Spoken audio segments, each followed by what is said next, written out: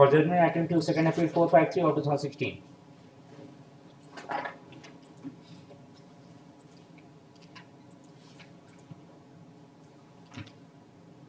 All questions of law having been decided against the appellant and in favor of the respondents, there is no merit in the second appeal, which is hereby dismissed.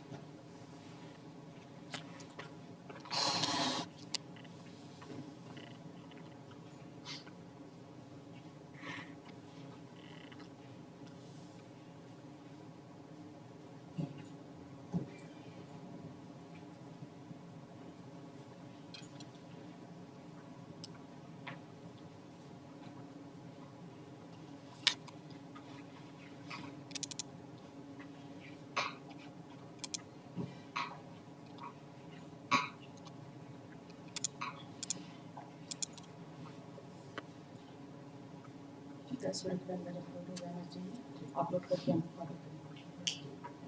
What you mentioned on case from previous file. This is item number 55. The date of delivery of pollution has been issued, madam. So there is a evidence and the defendant, original defendant, the appellant. Appellant. ये serial number 55. Yes. File. Hold for something. 55 file निकालिए. One difficulty, madam. Mr. Suraj Kumar was appearing for the response fairly, I must say. Now Mr. M.M. Sharma is appearing. He told me that he doesn't have the copy of the file. I just don't know. You are mentioning it. You can do it today also. I am willing, my lord. They are requesting for tomorrow. I am agreeable for tomorrow. Stay तो नहीं होगा. Record आ गया है. हाँ, Final batch. Final hearing. We are आप तो agreeable. बस I know. I करिए. am prepared for it. कहाँ है आगे सही? हाँ? Leadership. आप अपीलांट है ना? I am the appellant. Provide करिए. Leadership they are the respondent. Memo of appeal को copy नहीं सकते. आप नहीं provide सर, करिए. कि हम बता दें mister Suraj Kumar was appearing, मतलब सूरज कुमार की बात करो, so कोई बात that is नहीं, the आप reason he serve doesn't कर have it. दीजिए. Told कल me. रख दिया जाए, कल I हम लोग रेडी हो am जाएंगे. prepared, madam. We are prepared. Leadership tomorrow के लिए कर दिया जाए.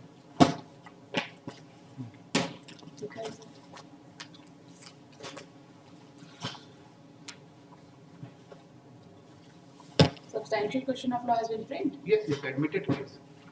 What is the date of framing substantial question of law? And what is the nature of substantial question of law? Tell us.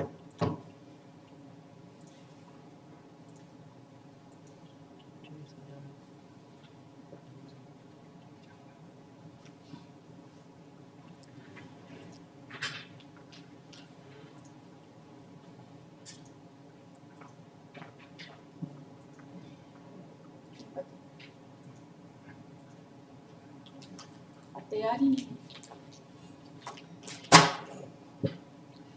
देख के आइए सेकेंड हाफ में देख के आइए. I would like to hear you. उनको सुनेंगे कल, आपको सुनेंगे आज. Mr. Gupta is appealing. Yes. Whosoever is Yes, appealing. 215. हाँ, you come in the second half. You will see what is going on. What to be missing? May I just one, if your lordship permit one. Admitted second appeal, my lord, serial number 43. From the side of respondent, Mr. M.K. like office is appearing, my lord. I have tried to take the consent yesterday also, today also, my lord. He is not well. I am appealing, I am ready with the file. But the only problem lies, my lord, he has told me to take, if possible, if your lordship आप लोग का आपस का communication जो है ना, आप लोग या तो आप मेंशन स्लिप पे लिखा के लेके आइए refused. No, he has given consent, but not for today, my lord. He was तो जिस दिन के लिए कंसेंट दिया उसी दिन के लिए. So it will be listed in some other day, my lord. It will not come in list. That's why I was. It is always listed on the same day. Next week में फिर आएगा. ऐसा थोड़ी है. यहाँ पे delete नहीं होता है case. That is not what I'm telling. My lord. If it is not listed today, it will be listed in same day next week. That is true, my lord. But since he is a very उनसे consent लेके आइए ना same day next week के लिए. same हाँ, आप consent लेके आइए, उस दिन मेंशन करिए. in the morning, my lord. I just do not know क्या होगा. एक दिन में नहीं डिसाइड होगा, 2 दिन में डिसाइड होगा, 3 दिन में डिसाइड होगा. आप अपीलेंट है ना. Yes. बस आपको सुनने समझने में भी टाइम लगेगा ना. तो लेकर उनको बुला के लेके आइए. What to be mentioned? क्या हो? एक डेली का आइटम नंबर 11 है, सर 11 के पहले जो चालू कुछ परसा अर्जेंसी ऐसे नहीं हो सकता.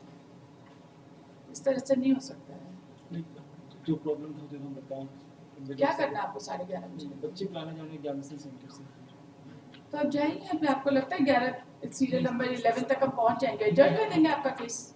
किसी को रखिएगा, ऐसा नहीं कि कोई नहीं है, कोई ना कोई तो रहेगा। ऐसा कोई ऑर्डर नहीं है ना कि आपको नहीं। टाइम नहीं देंगे। नहीं नहीं, ऐसा कुछ नहीं, ऑर्डर्स पे आए हैं।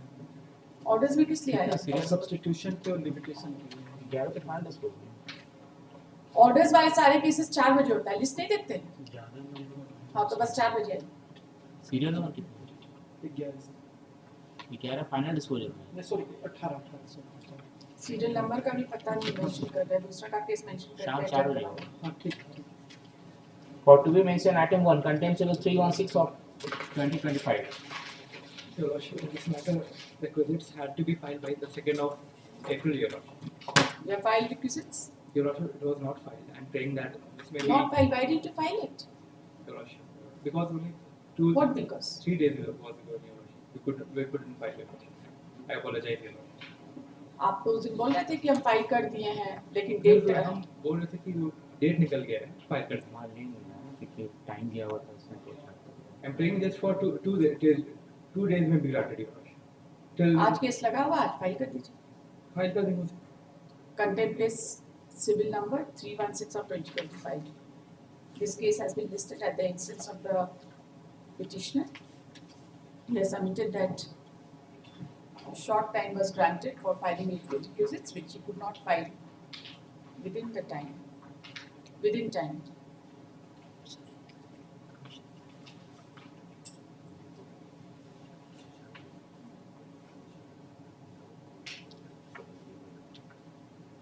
He undertakes to file the requisite. He is permitted to file the requisites during the course of the day if the requisites are filed today.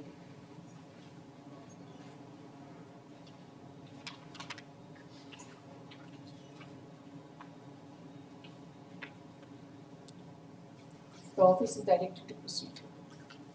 All issuance of notice. Order को sign करा लीजिए। Date will keep it there. हाँ बोलिए।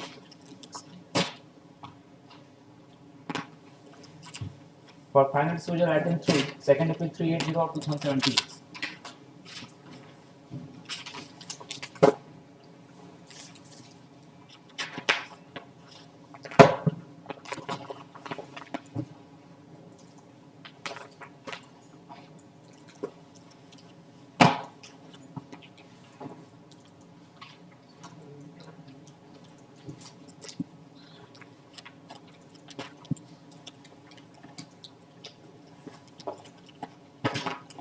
You are the plaintiff, Apna? Yes.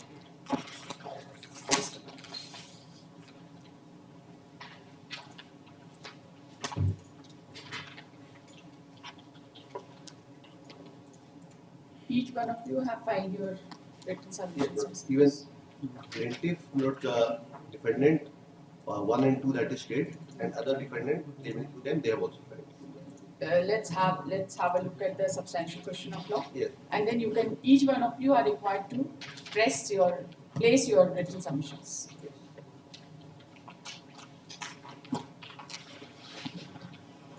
Notes first substantial question notes 22nd October 2019. But in my written submissions, Lord, I have quoted them. Where is that? Yes. Lord, page 5. Yes. Yes.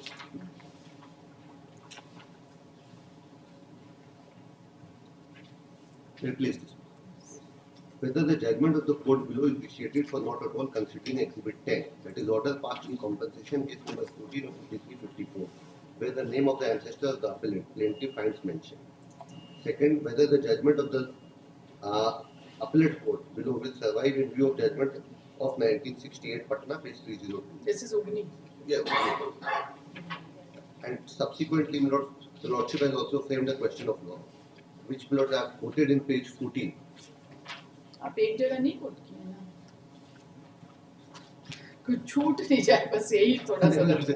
क्या होगा, इसका हम already बना चुके थे तो हम उसी को खाली ऐड कर एक अकाउंट का रिटर्न सबमिशन में ना एक जगह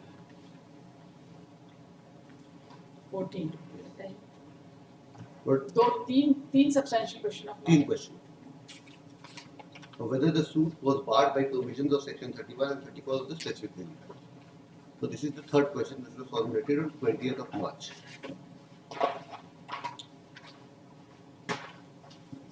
So if I may request my lord, come again my lords, to page number 5, where my lords, I have tried to answer all the questions side one by one. Yes. Yes, page 6 onwards, my lords, the question of law.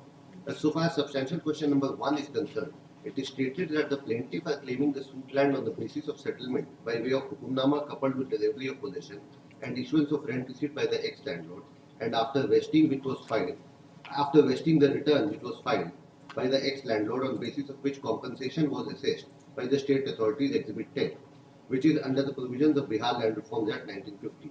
The name of Bedamia Pasin is clearly mentioned with respect to the land which was settled by the ex-landlord, Exhibit 10. The plaintiff further claimed that the name of the settlee was also mutated and rent received by the state authorities was also issued, Exhibit 1C. That from the entire judgment of the learned trial court, the findings of which with respect to issue number 8 starts at running page 60, internal page 22, para 16 of the trial court judgment. The trial court mentions about Exhibit 10 in running page 62 and thereafter have not taken into consideration to the effect of return under the provisions of Bihar Land Reforms Act, Exhibit 10, and have dismissed the suit of the plaintiff. The court has not at all dealt with Exhibit 10 and not given any finding regarding Exhibit 10 in the judgment, which will be evident from perusal of internal page 32, running page 70. That similarly, the lower appellate court, after formulating points of determination in running page 24, internal page 19, para 18 of the lower appellate court judgment, have not even mentioned about Exhibit 10, that is compensation case under the provisions of Bihar Land Reforms Act, and have in concluding paragraph 32, running page 29, internal page 14, have written a finding that Exhibit 10 are not reliable document and have dismissed the suit. That it has been argued by the defendant that PW7 has stated that there is cutting over and overwriting in Exhibit 10 and has submitted that the court has considered Exhibit 10. It is stated by the appellant that the lower appellate court has specifically recorded that PW7 has no correct knowledge of relevant fact and he is not reliable witness. It is stated by the appellant that from perusal of Exhibit 10 it can be seen that there is no cutting or overwriting.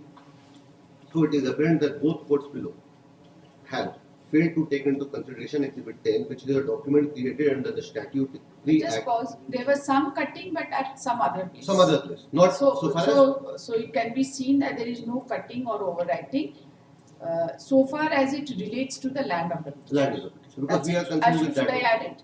Yes.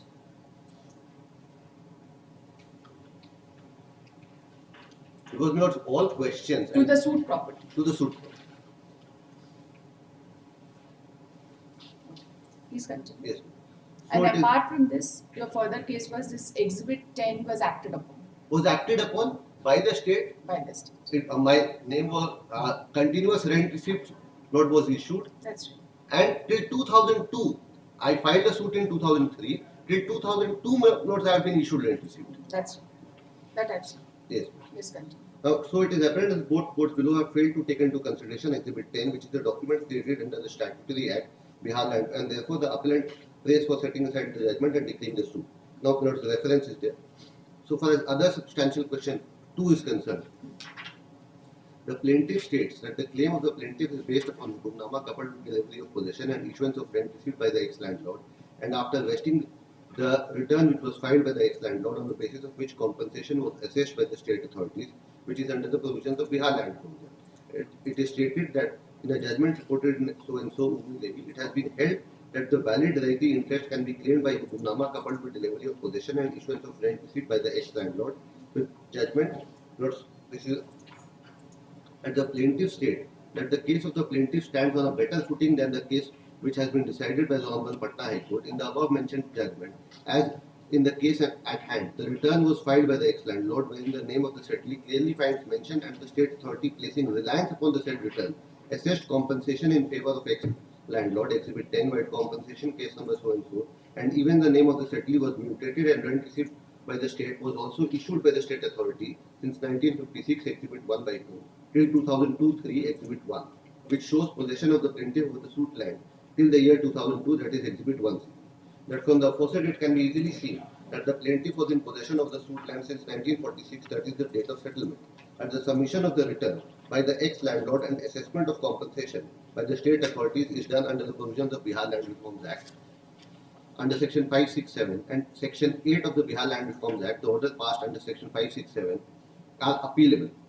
That in the present case, neither the state nor anyone else has further filed any appeal under Section 8 challenging Exhibit 10, and therefore Exhibit 10 has attained finality. That both the courts below have dismissed the suit only on the grounds that Hukumnama Exhibit 11 is not a genuine document, only for the reason that Sammat is mentioned in the said Hukumnama, and for the sole reason the court below have held that the said document is not genuine. That it is stated that both courts below have not taken into consideration Exhibit 10, that is compensation case, which was initiated on the basis of return submitted by the ex-landlord, and state authority based upon the said return initiated compensation case number Exhibit 10, in which it clearly mentions the name of the settlee Badamiya Pasim with respect to the suit land, from which it can be easily contended that the said return Exhibit 10 and further action of the state in issuing the rent receipt Exhibit 1 series, but it mentions forfeits, but it should be fortified. The case of the plaintiff with respect to grant of Hukumnama and coupled with levying of possession and issuance of Zamindari rent receipt Exhibit 2, and both the learned court below have not taken into consideration the effect of Exhibit 10, and again notes fortifies the case of the plaintiff with regard to valid reti interest over the suit land. It is relevant to state that the claim by the plaintiff is based upon Hukumnama Exhibit 11, by which the land was settled by the ex-landlord, and by the said Hukumnama, lands of two khata, that is khata 18 and 21, were settled by the ex-landlord. The aforesaid two khatas finds mentioned in Exhibit 10, and also even the state have issued rent receipt Exhibit 1 series mentioning both khatas 18 and 24. But it should be 18 and 21. Sorry. Total area 6.90, which shows that valid reti settlement of the plaintiff was over the suit land. Therefore, the plaintiff apparent therefore declined the suit. Now, note third question, which was argued that since I have not claimed cancellation, therefore my suit was barred. Yes. Yes. So far as the question of law which was framed on it, which is quoted whether the suit is barred by the provisions of Section 31 and 34 of the Specific Legal Act, it is stated that the case of the plaintiff is that the land in question was settled by the ex-landlord by grant of Hukumnama coupled with delivery of possession and issuance of rent receipt, by which the plaintiff are claiming reti settlement, which is being fortified by the Exhibit 10, a compensation case under the provisions of Bihar Land Reforms Act and issuance of rent receipt by the state. It is relevant to state that the state government have issued rent receipts in favor of plaintiff right from the time of vesting, that is 1956, and continuous rent receipts have been issued in favor of plaintiff till 2002, which shows that the plaintiff were having valid reti settlement, reti interest over the suit land. That from the aforesaid it is evident that the plaintiff were in possession of the suit land since 1946 onwards, and possession of the plaintiff over the suit land was also for more than 50 years. And so far as issue of specific legal fact is concerned, the plaintiff state and submit that the state government, that is defendant number 1 and 2, having no right, authority or jurisdiction to settle the land, defendant number 327, and therefore the settlement made in favor of defendant number 327 by defendant number 1 and 2 was void, as the same was done without having any authority, jurisdiction or right over the land in question.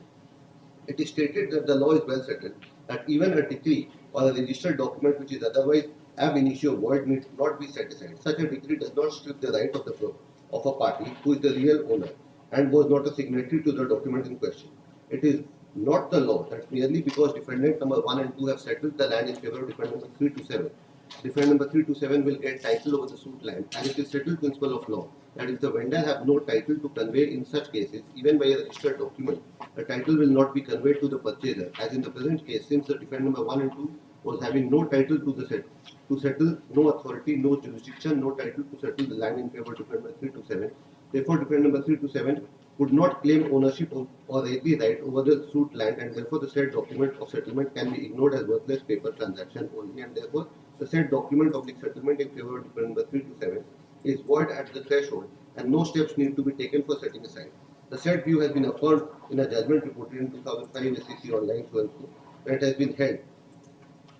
But can we, sorry, supreme court का judgement नहीं मिला note हमको इसके बाद एक ये मिला उड़ीसा, फिर एक division bench and then Supreme Court. Yes. Where it has been held that law is settled that a decree or a registered document which is otherwise ab initio void need not be set aside. Such decree does not strip the right of a party who is the real owner and was not a signatory to the document in question or a party to the suit. It is not the law that merely because someone somebody has obtained a sale deed and he has got title to the property as vendee, and his title has to be declared so long as the deed has not been set aside by a competent court of law. If a deed is void at the threshold, no steps need to be taken to set it aside. The vendor may not have title to convey, and in such cases, the title deed conveys no title and can be ignored as not worth the paper written on. So and so, my lord, the reference in view of the position of law, argument have been advanced by so and so. Counsel for the appellant that the suit is not maintainable, and in absence of therefore set aside, the subsequent sale cannot be accepted. In a judgment of so and so, but this is division way, the reference will be made to decision reported in ITNA, represented by his mother and next friend Lakshmi Amma versus C.S. Rangacharya and others. The full bench of Madras High Court approved the legal position laid down by the learned single judge in a decision in ITNA. If a person having no authority to execute a deed, or having such authority made under certain circumstances which did not exist, executes a deed, it is not necessary for a person who are not bound by it to sue to set it aside, for it cannot be used against them. They may treat it as a non-existence and sue for their right as it did not exist. So far as the pleading of the plaintiff is concerned, the plaintiff has specifically pleaded in para 15 of the plaint, which is quoted herein below, that the Anchal Adhikari Chakra in fact came up with otherwise novel, although absolute false story to justify the alleged settlement. However, the stand that was taken by the Anchal Adhikari Chakra was neither tenable in law nor was sustainable on facts, and even if the alleged story of Anchal Adhikari Chakra suggests that the lands of lot number 106 was lying partly, the said Reti land of Vedamiya Passing could not have become the land of the government. Moreover, the settlement authority, in all fairness, ought to have issued notice to the settee of the ex-landlord, whose name was very much appearing in the return and also in the Jamabandi register before making any settlement in favor of Bhuvneshwar Lal and also in favor of defendant number 426. The settlement made by SDO Chakra was not only illegal without jurisdiction but also not binding upon the plaintiff. The most important factor was not considered, or it may be that same was ignored, that no settlement of a Raiti land can be made by the government in favor of anybody treating the land as Gairmajulwa Khas land. In fact, land of lot number 106 after settlement by the ex-landlord in favor of Vedamiya Passing changed its character from Gairmajulwa land to Raiti land, and the same no longer remained Gairmajulwa land. The settlement of the land of lot number 106 by SDO Chakra was without jurisdiction, void and illegal. So, from the aforesaid pleading, it is apparent that plaintiff have pleaded that the settlement made by defendant number 1 and 2 is void. That from perusal of section 34 of the specific relief act, it is apparent that the proviso only states that where the plaintiff being able to seek further relief than mere declaration of title omits to do so, then in such situation the court is prohibited from making any declaration. In the present case, the plaintiff states that the plaintiff has filed a case for declaration of their right title interest, and so far as further relief is concerned, the plaintiff has prayed for recovery of possession, which fulfills the criteria mentioned in the proviso. Therefore, proviso will not come. You are seeking recovery of possession also. Confirmation oblique recovery of possession. This is the prayer in the suit. What is the finding regarding possession? But finding regarding possession is that they are in possession. On basis of settlement, they are in possession. That is the finding. So therefore, whatever be the document Yes. on the basis of which they are claiming, that has to be necessarily set aside. But why I say so? Because if I'm placing reliance upon 2-3 judgments. Continue. Yes. You just finish this and then we'll Yes. take a few questions to you. Yes, please continue. Yes. That in the present case, the plaintiff states that the plaintiff have filed a case for declaration of their right title interest, and so far as further relief is concerned, the plaintiff had played for recovery of possession, which fulfills the criteria mentioned in the proviso. Therefore, proviso will not come into way of the plaintiff in granting relief, as the plaintiff's suit is not only for declaration but also for further relief, that is confirmation of the recovery of possession, which is in terms of proviso to section 34 of the specific relief act. That in a judgment reported in so and so Supreme Court, the suit was filed only for declaration of title, and in the facts of the case, the defendant was in possession of a portion of the suit property, and in the said suit, the relief claimed by the plaintiff was only for declaration of title without seeking any recovery of possession. And in that facts and circumstances of the case, the court held that the suit was barred under section 34 of the specific relief act. That in the present case, the plaintiff's suit is filed for declaration of title and further relief. The plaintiff is also seeking relief, confirmation of the recovery of possession, and therefore bar of section 34 proviso will not be applicable in the present case. That the plaintiff states and submits that the state government, that is defendant number 1 and 2, having no right, authority or jurisdiction to settle the land to defendant number 3 to 7, and therefore the settlement made in favor of defendant numbers 3 to 7 was void ab initio, non-est, as the same was done without having any authority, jurisdiction or right over the land.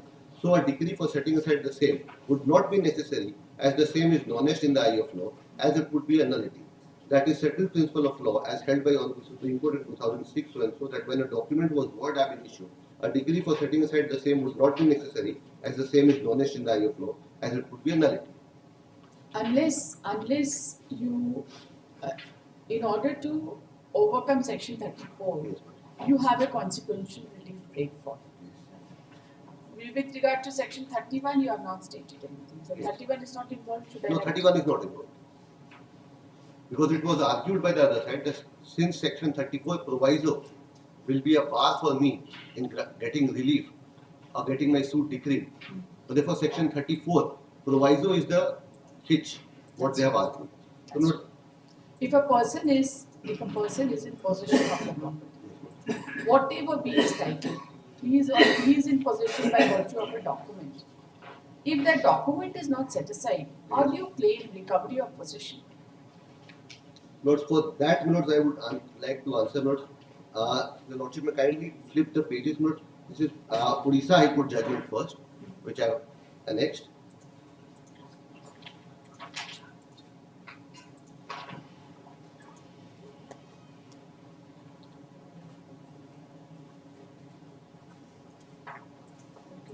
Tell us the facts of Odisha High Court. Yes, but let me place para 1 where the facts of the case is stated. Yes. Where what is the relief? Defendant number 5 entitled suit number 280 of 2000 of the Court of Second Additional Civil Judge Cuttack has preferred this appeal, challenging the judgment and decree dated 28 February 2003 and 15 March 2003 respectively. The suit has been filed by Hemappa Ray, the present respondent number 1, seeking the following relief. A. The exclusive title of the plaintiff and pro forma defendant number 6 to 11 in respect of suit land described in Schedule A of the plaint be declared. Possession of 6 shop rooms standing on eastern border of the suit lot be delivered to the plaintiff and pro forma defendant number 6 to 11 by evicting defendant number 1 to 5, and from the plaintiff's possession the rest of the suit land be confirmed. In the case she is found dispossessed from any part thereof, she be restored to possession through court. The record of right in respect of suit land finally published on so and so be declared to be wrong and not binding against the interest of the plaintiff and pro forma defendant number 6 to 11. Defendant number 1 to 5 be permanently restrained from disturbing the possession of the plaintiff and pro forma defendant number 6 to 11 on the suit land. Cost, so, and the plaintiff be given other relief. So this is what, so the from A, but the prayer is basically for declaration, confirmation, oblique recovery of possession. This is the only relief claim. Now, lords, by the plaintiff. No, here there was confirmation for part and recovery for another part, Yes. right?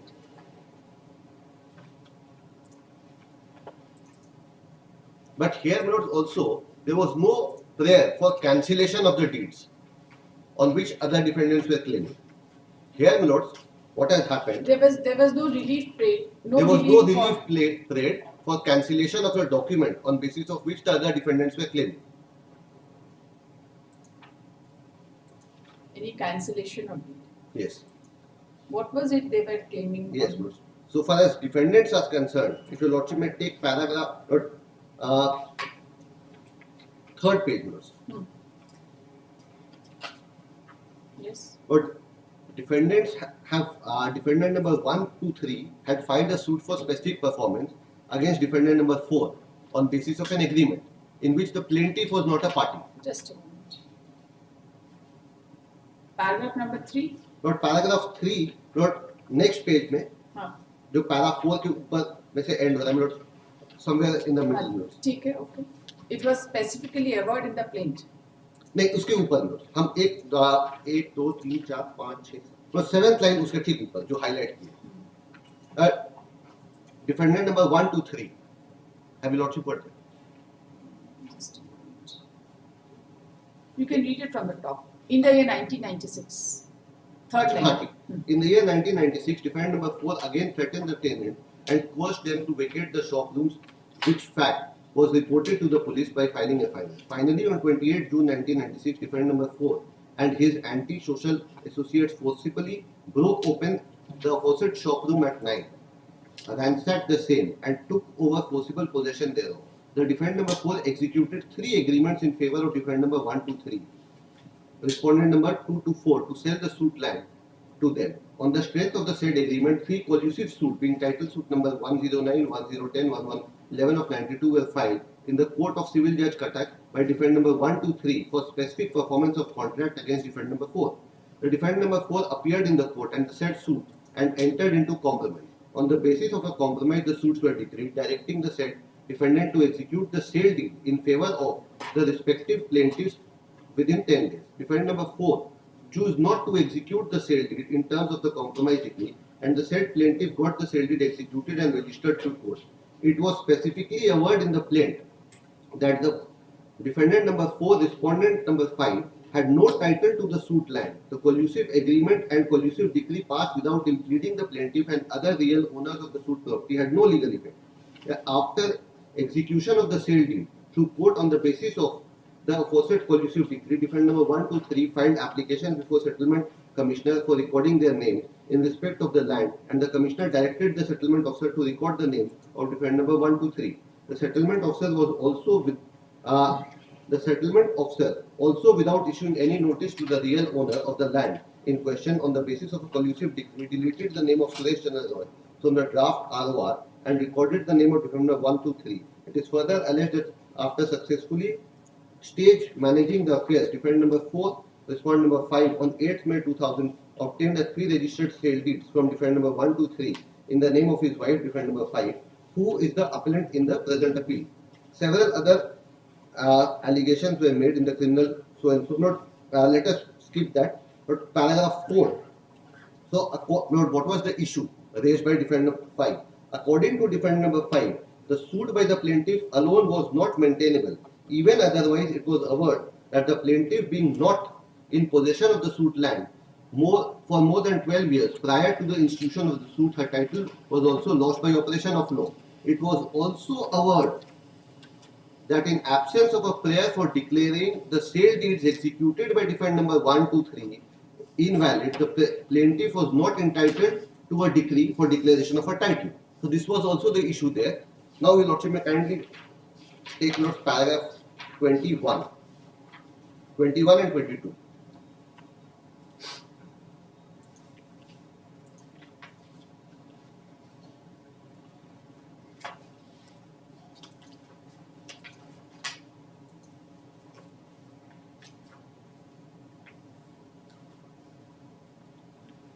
My places.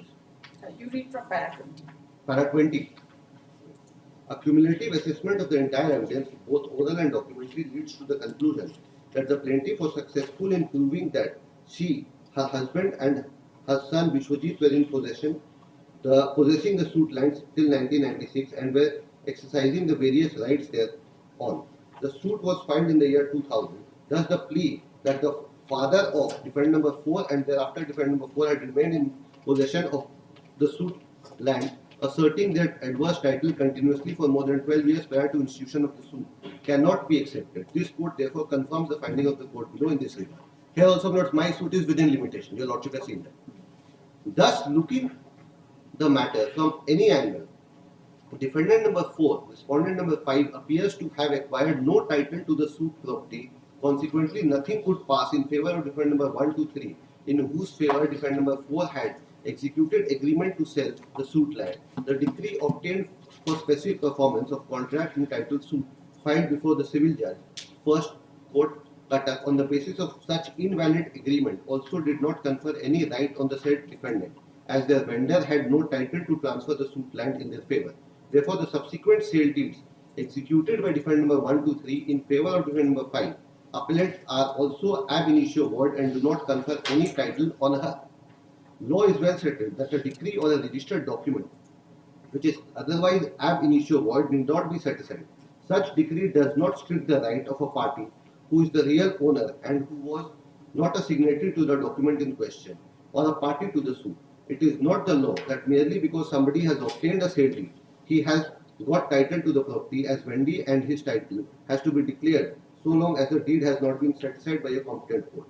If the deed is void at the threshold, no steps need to be taken to set it aside. The vendor may not have any title to convey, and in such case, the title deed conveys no title and can be ignored as not worth the paper written on.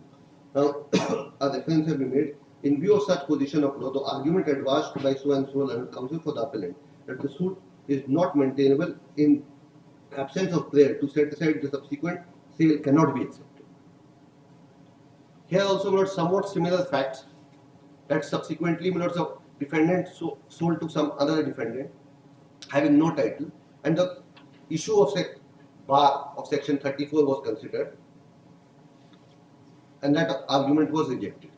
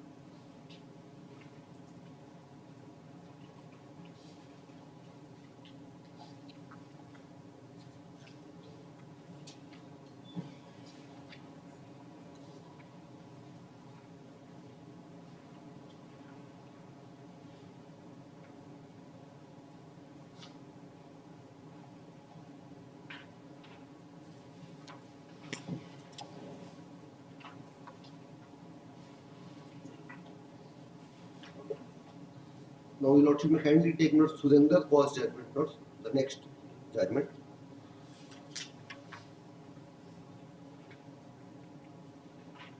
But this is by division bench. But let me place para 1. What was the prayer? The appellant Surinder was filed title suit being case number for declaration, partition, injunction, rendition of account in respect of the state of late Jasbir Kaur. Mrs. Jasbir Kaur died leaving behind one son, Jay Singh, defendant number 2, and 6 daughters including plaintiff Surinder Kaur. The other 5 daughters, so and so, so and so, so and so, were implicated at respect number 3, 4, 5 and 6.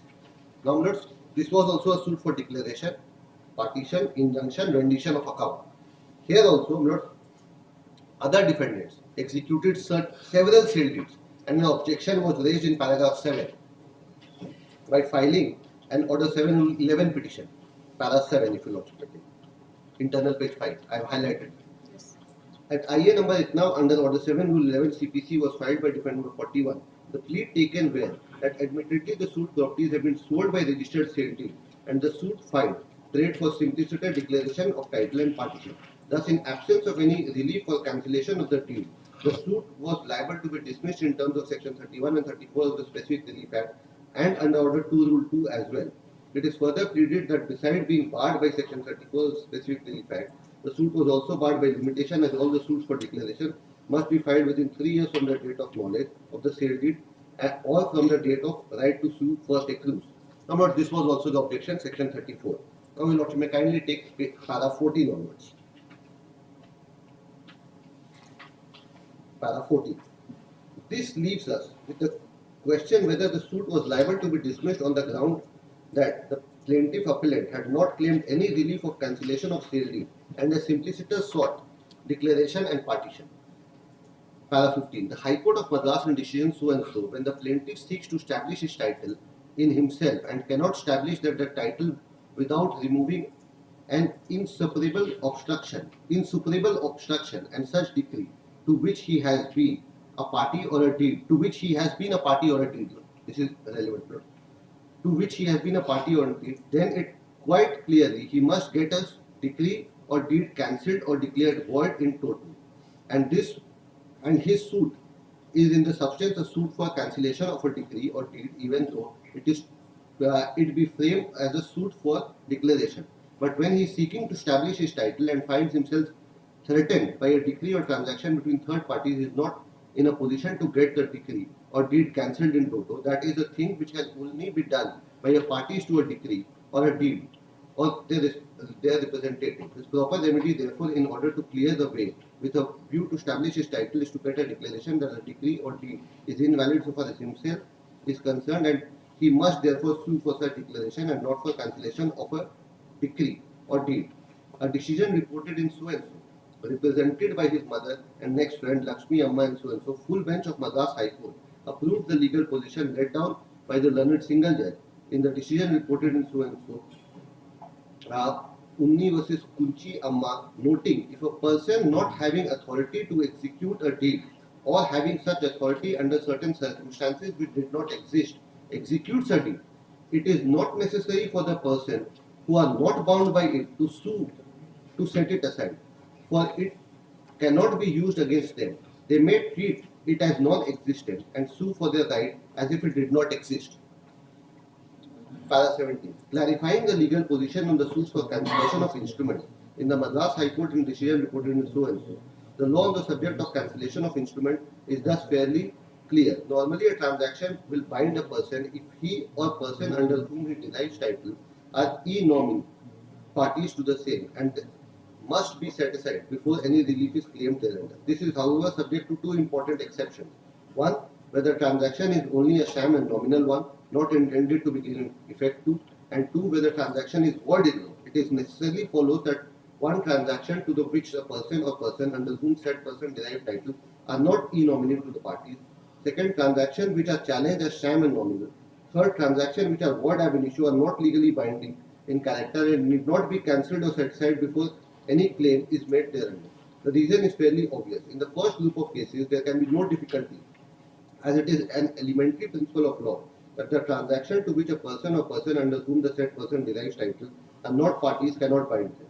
In the case of sham and nominal or void transaction compromised in second and third group of cases, title has not passed to the transferee. Therefore, setting aside such transaction will be superfluous and plaintiff will be entitled to ignore them altogether. The case is otherwise in respect of voidable transaction and benami transaction. In such cases, the law will uphold ostensible title conferred by those instruments, and the said title will prevail until transactions are challenged and success by seeking appropriate relief of declaration by or otherwise in court. Para 80. The High Court of Andhra Pradesh in the decision so and This so. discussion is incomplete to the extent it does not take care of Prem Singh. It does not Take care of Prem Singh's judgment. Prem Singh. Not Prem Singh. You have to read this judgment as a sequel to Prem Singh's judgment. Yes, Prem Singh judgment not. That judgment has not been considered in this case. Prem Singh's judgment has not But been I am also relying on Prem Singh judgment. that I see that. Yes, but so far as this judgment is concerned, it has not discussed Prem Singh's judgment at all. I think Prem Singh must have come prior to this. Prem Singh is not 2006. If I'm Yes. It's a very, very No. important judgment. Yes. But I am only This- supplementing by judgment. We are just, you Yes. see, because when they are talking about whether it is required to be challenged or not required to be challenged, this discussion by the Honorable Court is incomplete without the discussion of Prem Singh's judgment. A Definitely. very important judgment of Supreme Court has not been placed, it appears, in this particular division bench Yes. judgment of There Delhi. might have been because otherwise not. And It the supports the parties have case. skipped, I will not say any purpose, but it appears that it has not been placed before them. Definitely. The last word as to whether the document is to be challenged or not is the Yes, judgment it of is the Prem Prem Singh. Singh. That's the last word. Yes, that is the last word. Para 16 notes Prem Singh judgment. Yes. So for this, then they are referring. Then notes I am citing one more judgment. Just Just a to- moment, and then this judgment is only on Order 7 Rule 11. Order 7. So the contours of Order 7 Rule 11 and a full-fledged trial and then Yes. consequences totally. But I am only placing the law, that what has been considered by the Honorable Division Bench in that. You complete para 18 and 19 also of Yes. that judgment. Sorry, yes. Well, Delhi High Court. the High Court of Andhra Pradesh, para 18 notes. Yes. The High Court of Andhra Pradesh in the decision reported in so and so held. Now remains the last question on which relief was rejected. It was observed that the appellant did not pray for the relief of cancellation of certain document. It may be true that it is only a person who is not a party to the document that can file a suit for cancellation of such document. However, it is different from saying that any person who asserts title in respect of a property must invariably pray for the relief of cancellation of document, if any executed by third parties vis-a-vis the said property. The appellant, not being a party to the sale deed, thus was not required to seek cancellation of the sale deed, and the learned single judge erred in rejecting the plaint and also under Order 2 Rule 2 CPC, and being contrary to Section 31 and Section 34 of the Specific Relief Act. You read this Andhra Pradesh quotation once again. Yes, but now remains the last question on which the relief was rejected. It was observed that the appellant did not pray for relief of cancellation of certain documents. It may be true that it is only a person who is not a party to a document that can file a suit for cancellation of such document. ये क्या है? It is only a person who is not a party to the document can file a suit for cancellation of the document. So third party can file a suit for cancellation of Third party document. also can file a suit for cancellation. Yes. Again, But however, I may not choose also. however, it is different. However, it is different from saying that any person who asserts title in respect of a property must invariably pray for the relief of cancellation of document, if any, executed by third parties vis-a-vis the said property. So it does not bar. If there is a document in connection with the same property, Yes, but then under such circumstances, the law requires that it has to be challenged within 3 years from the date of knowledge. if I challenge under Section 59, there would be a limitation of 3 years. And if I don't challenge, I don't pray for a declaration, then also, my lords, I will not be debarred in terms of Section 34 proviso, because will be a nullity. It is a knowledge document because it So has suppose been, it is void. Yes, Suppose a property is devolving from Mr. X, yes, ma'am. and somebody says that I am son of Mr. X and I am executing this property, a sale deed in favor of Mr. Y. Now there is another person who says that he never had a son. He had only one daughter, Yes, ma'am. and that daughter has executed the sale deed in my favor.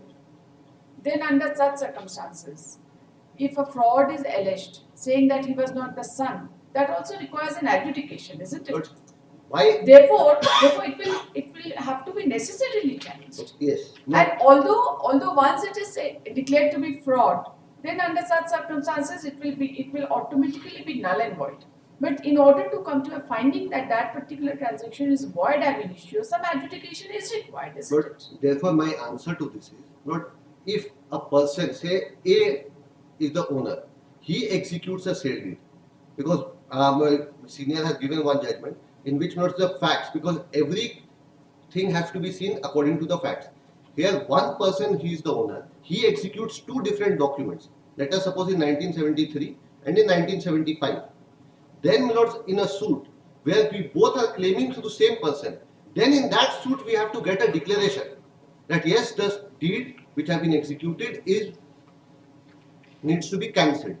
But here, when I say that the state, defendant number 1 and 2 had no You see, title your itself. entire genesis of title is the hukumnama. Yes, sir. That hukumnama has been held to be illegal by referring to the various dates which has been mentioned in the hukumnama. Yes. And both the courts have discussed this particular hukumnama and the dates and come to a concurrent finding that this date is completely mismatched. Yes. Right? Then under such circumstances, the very basis of your claim goes. But even if, my lords, I say that hukumnama, my lord, will not be because they have considered No, that might sammat have- is written there. Might have acted upon. But the hukumnama that you are claiming, Yes, ma'am. there is no other hukumnama. There is no other hukumnama. The Jamindar might have filed his return, But that return is also backed by hukumnama and followed by rent receipt Your Lordship has and seen followed by possession. Lords have seen Ugni Devi also, which says he Therefore, unless yes. if the hukumnama remains an undisputed document, there is no doubt about it that Ugni Devi will apply full-fledged.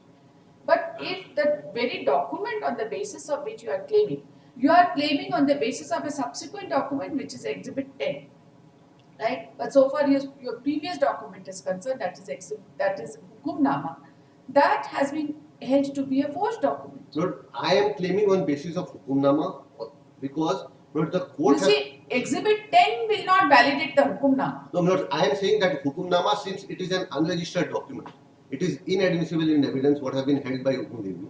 Even if I say कि hukumnama, Lord, the court have given a finding that because of word sambat, it relates back to minus 57 years.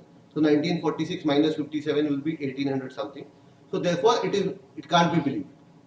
But Lord, after that hukumnama, the follow-up action, because word sal is also mentioned in that hukumnama, that the court have not discussed. So that is not the question of law. No, Lord, I am only trying to. You see, you have to make out a case Yes. that even if the hukumnama is forged, Yes. you have a case. But Because therefore- there is a concurrent finding that hukumnama is Therefore, I am not saying genuine. Lord, that even if the court have given a finding that hukumnama is not genuine, then also the subsequent acts by the ex-landlord, subsequent act after vesting, that is Exhibit 10 compensation case, and subsequent act by the state authority, issuing me rent receipt right from beginning till 2002, shows that my hukumnama was genuine, I have a valid right interest, and therefore the state authorities acting on that proceeded ahead and granted me rent receipt all throughout. So therefore, Lord, this is not a case that I am only banking on hukumnama. This is a case that the hukumnama was followed by rent receipt by the ex-landlord also, and there is nobody have stated, none of the courts have said, all the rent receipts are forged and fabricated. Saying forged and fabricated is one thing, and therefore, Lord, all subsequent acts which fortifies my case that I was granted a valid settlement by the ex-landlord establishes. You see, you can put it this way that Yes. by virtue of the fact that Jamindar declared that you are in possession of the property Yes. in the capacity of a rayat. So your rayati right, whatever be your background, was acknowledged by the Zamindar. And once he has acknowledged your status, then the necessary assessment has been done under 456 Yes. of the Bihar Land Reforms Act. And those assessment having been done, there is no question of going back and saying that your status was not that of a rayat. Absolutely. Lord, I go down to this. But this is Irrespective of irrespective your of my hukumnama. hukumnama. Irrespective of your hukumnama. Irrespective of my hukumnama. And so far as Exhibit 10 is concerned, the cutting etc. has got no consequence because it does not carry any cutting so far as your So far entries are my concerned. entries are concerned. There may be cutting elsewhere, but which has got no bearing in your claim. At best, Yes, nothing more nothing more. beyond this. Now you read Prem Singh. Yes. But just one judgment before that note, where notes I have tried to highlight what is the consideration of bar of section 34. That is notes Ram Sharan versus Ganga Devi. That is also Supreme Court note. Here notes the suit was only filed for declaration without seeking any relief of possession. Where is that? Ramshan. But just before Prem Singh said.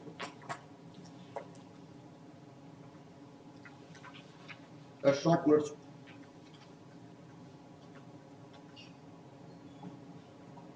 Ramshan. Yes. Yes.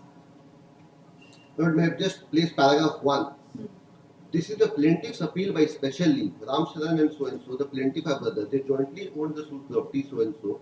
After death of so, the defendant in the suit came forward as legal representative of Chabi Kaur and brought mutation effect in their name in place of deceased so. In 1958, the plaintiff brought a suit for declaration that they are the sole owners of the suit property. They did not claim possession, either the entire or even any portion of the suit property. So here was no possession was claimed. And then notes in paragraph 4, the Supreme Court says,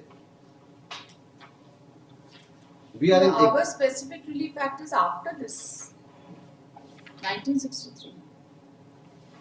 but this 63 is 73. Sorry. 63 is the specific relief act, and Yes. this judgment is of 73.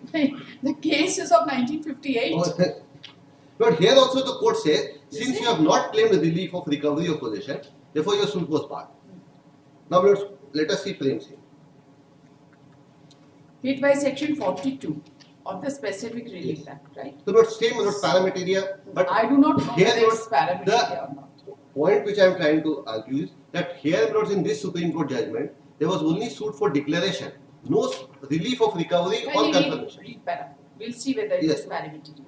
As found by the fact-finding court, Ganga Devi is in possession of the sums of the suit property. The plaintiff have not sought possession of those properties. They may merely claim a declaration that they are the owners of the suit property. Hence, the suit is not maintainable. In these circumstances, it is not necessary to go into any other contention, and the suit is barred by limitation.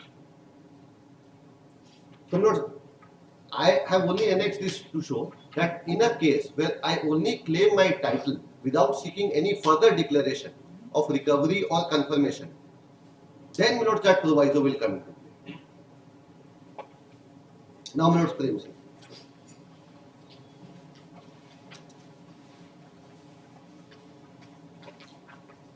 Prem Singh, note I am relying only paragraph 16 of this. I will place this. Yes. When a document is valid, no question arises for its cancellation. When a document is void ab initio, a decree for setting aside the same would not be necessary, as the same is non-est in the eye of law, as it would be a nullity. Section 35 deals with both void and voidable documents. Yes. 17. Read para 17. Para 17. 18. Once 19. a suit is filed by a plaintiff for cancellation of a transaction, it would be governed by Article 59, even if Article 59 is not at That's right. That is not the case here. No, not the case, because the trial court Para has 17, 18. Yes, You read one more paragraph. yes, Para number 20. 20. If the plaintiff is in possession of a property, he may file a suit for declaration that the deed is not binding upon him. But if he is not in possession thereof, even under a void transaction, the right by way of adverse possession may be claimed. Thus, it is not correct to contend that the Provision of Limitation Act would have no application at all in the event the transaction is held to be void. So here, note, it says that the point of limitation, so far as Section 59 is concerned. You see, Yes. para 20 is that if you are in possession of the property, Yes. you can go for a declaration and say that such and such say deed or document is not binding on you. You don't need to go for a setting aside of that document. Right? But at the same time,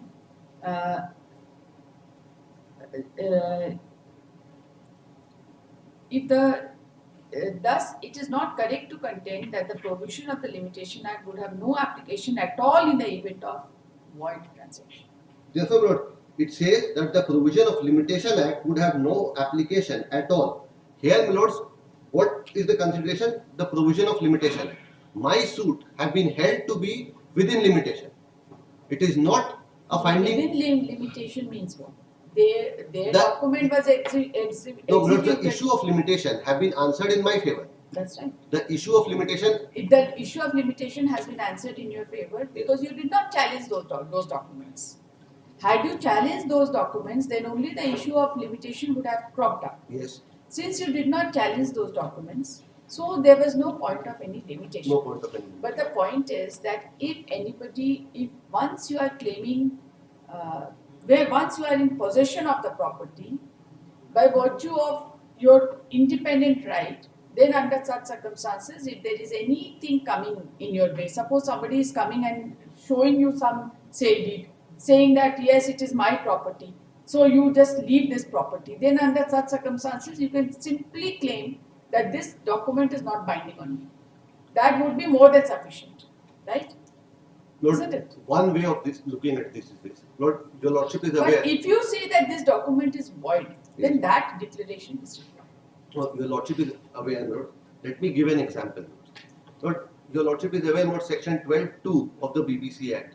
I am giving a situation, you know, that if I file a suit against my tenant, and my lords, my tenant have executed certain other agreements with BBC other. का कहानी No, मत no, सुनाइए, Lord, हम वो वो BBC analogy draw करना चाह रहे नहीं draw कर हैं कि if सकते। I go against state, नहीं ड्रॉ कर सकते, those are summary proceedings, उसकी कोई analogy आप यहाँ पे ड्रॉ नहीं कर सकते। अच्छा ठीक है, हम दूसरा चीज, but if I get let me say, if I get a relief against state, and on the ground that state have executed certain deeds or transactions to other defendants whom I am not a party to that, whether I will be debarred from claiming the relief only on the ground since state was the party against whom my relief was there, and other defendants are also party, because state have done certain acts by which they have transferred the property in favor of other defendants.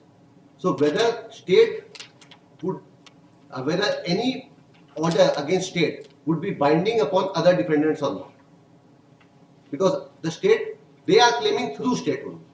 There is no independent claim, or there is no claim vis-a-vis that from the same person whom I am claiming. So, lords, if the order will be binding on defendant number 3 and 4, if any order is passed against state, then, lords, in that situation, your lordship has to say that if I get a decree against state, or if my relief against state is decreed, whether they will not be guided by that, or they will not be bounded by that. I've heard you, now let me hear the state. Yes. Yes, state.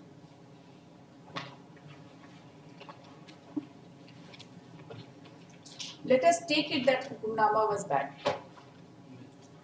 Right? Yes, There yes. is a concurrent finding that Hukumnama is not in accordance with law. That is binding. Now there is a statutory body dealing with the provisions of Bihar Land Reforms Act. Yes. Right? Statutory authorities. The returns are filed, and after filing of the returns, they are scrutinized. They have got it exhibited. Sorry? They have got it exhibited. They have got it exhibited. Let us see the procedure under Bihar Land Reforms Act. The returns are filed, then it is processed under 456 of the Bihar Land Reforms Act. 567. 567. 567 it is processed, correct? Then after scrutiny of the returns, the authorities, they come to a conclusion whether the return has been correctly filed or not. And then they proceed to determine as to what extent the zamindar will be entitled for compensation, and what would be the status of other persons whose name appear in the declaration furnished by the zamindar, correct? Normal law तो यही है ना? In your case, in this particular case, the return was filed, the return was processed, and ultimately it was held that they are the rayats of the property. There, after processing, the compensation was also paid in a proceeding, and then their name was entered in register too, and then they started paying rent. Correct? Now you tell us that having passed such an order, do you still say that you are the owner of the property? And can you still say that you can settle it with third party? Because your title gets lost. Yes, Your Lordship. Just, sir, Will it not be amounting to with your ladyship, conflicting stand so far as the state is concerned? with your ladyship permission, I am just pointing out the provisions as enunciated in the Bihar Land Reforms Act, the section 3 and section 4, consequences of vesting and provisions. Right.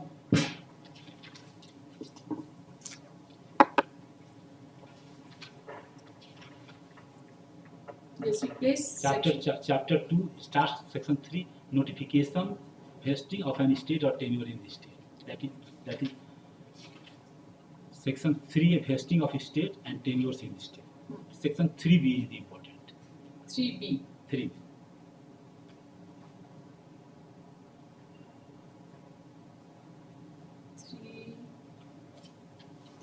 Capital B. Capital.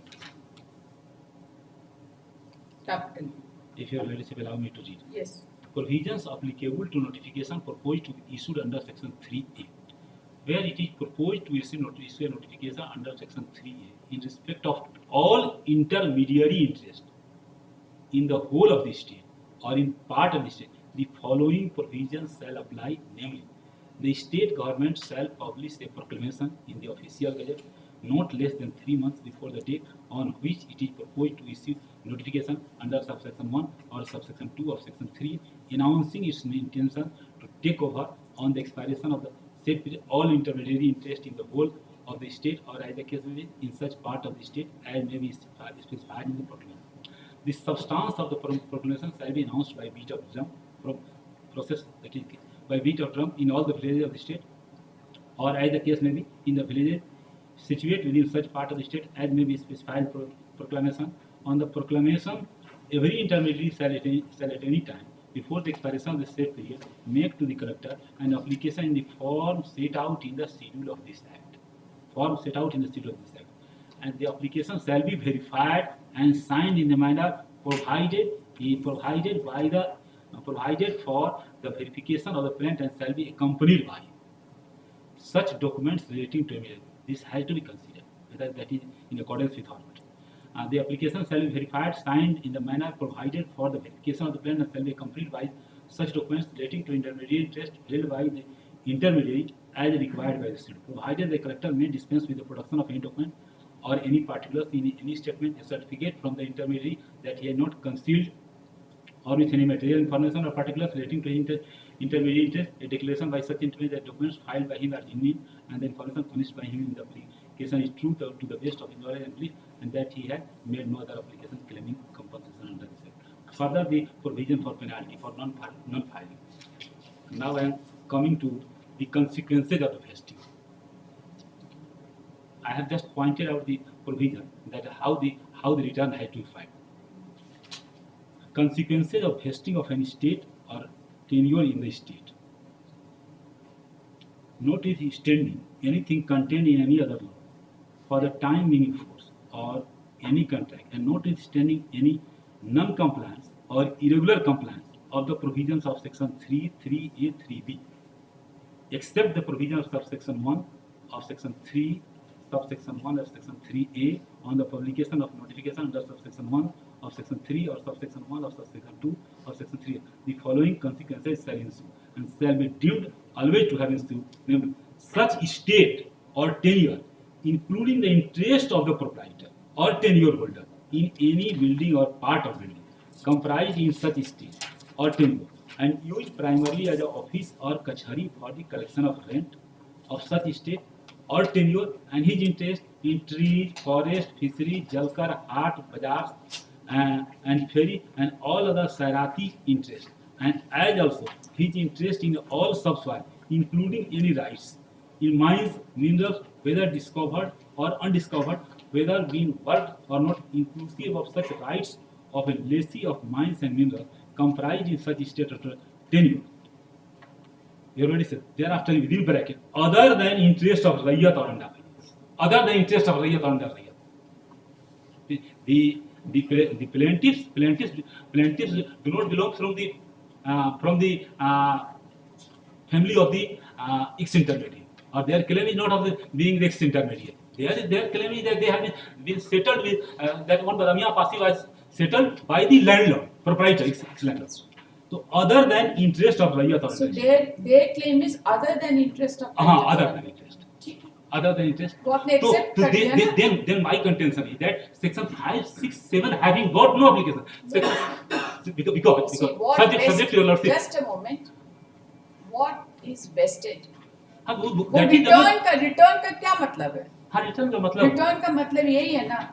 Landlord will say कि ये मेरा बकास्त है, हाँ, ये मेरा under रैयत है, हाँ, ये हम रैयत को देंगे, ये हम इसका जैसे और भी है इसमें हाँ, जो बहुत सारे हैं, एक एक्सप्लेनेशन में है जो बोलते हैं कि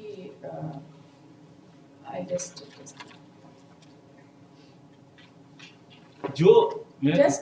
please hold on just a moment.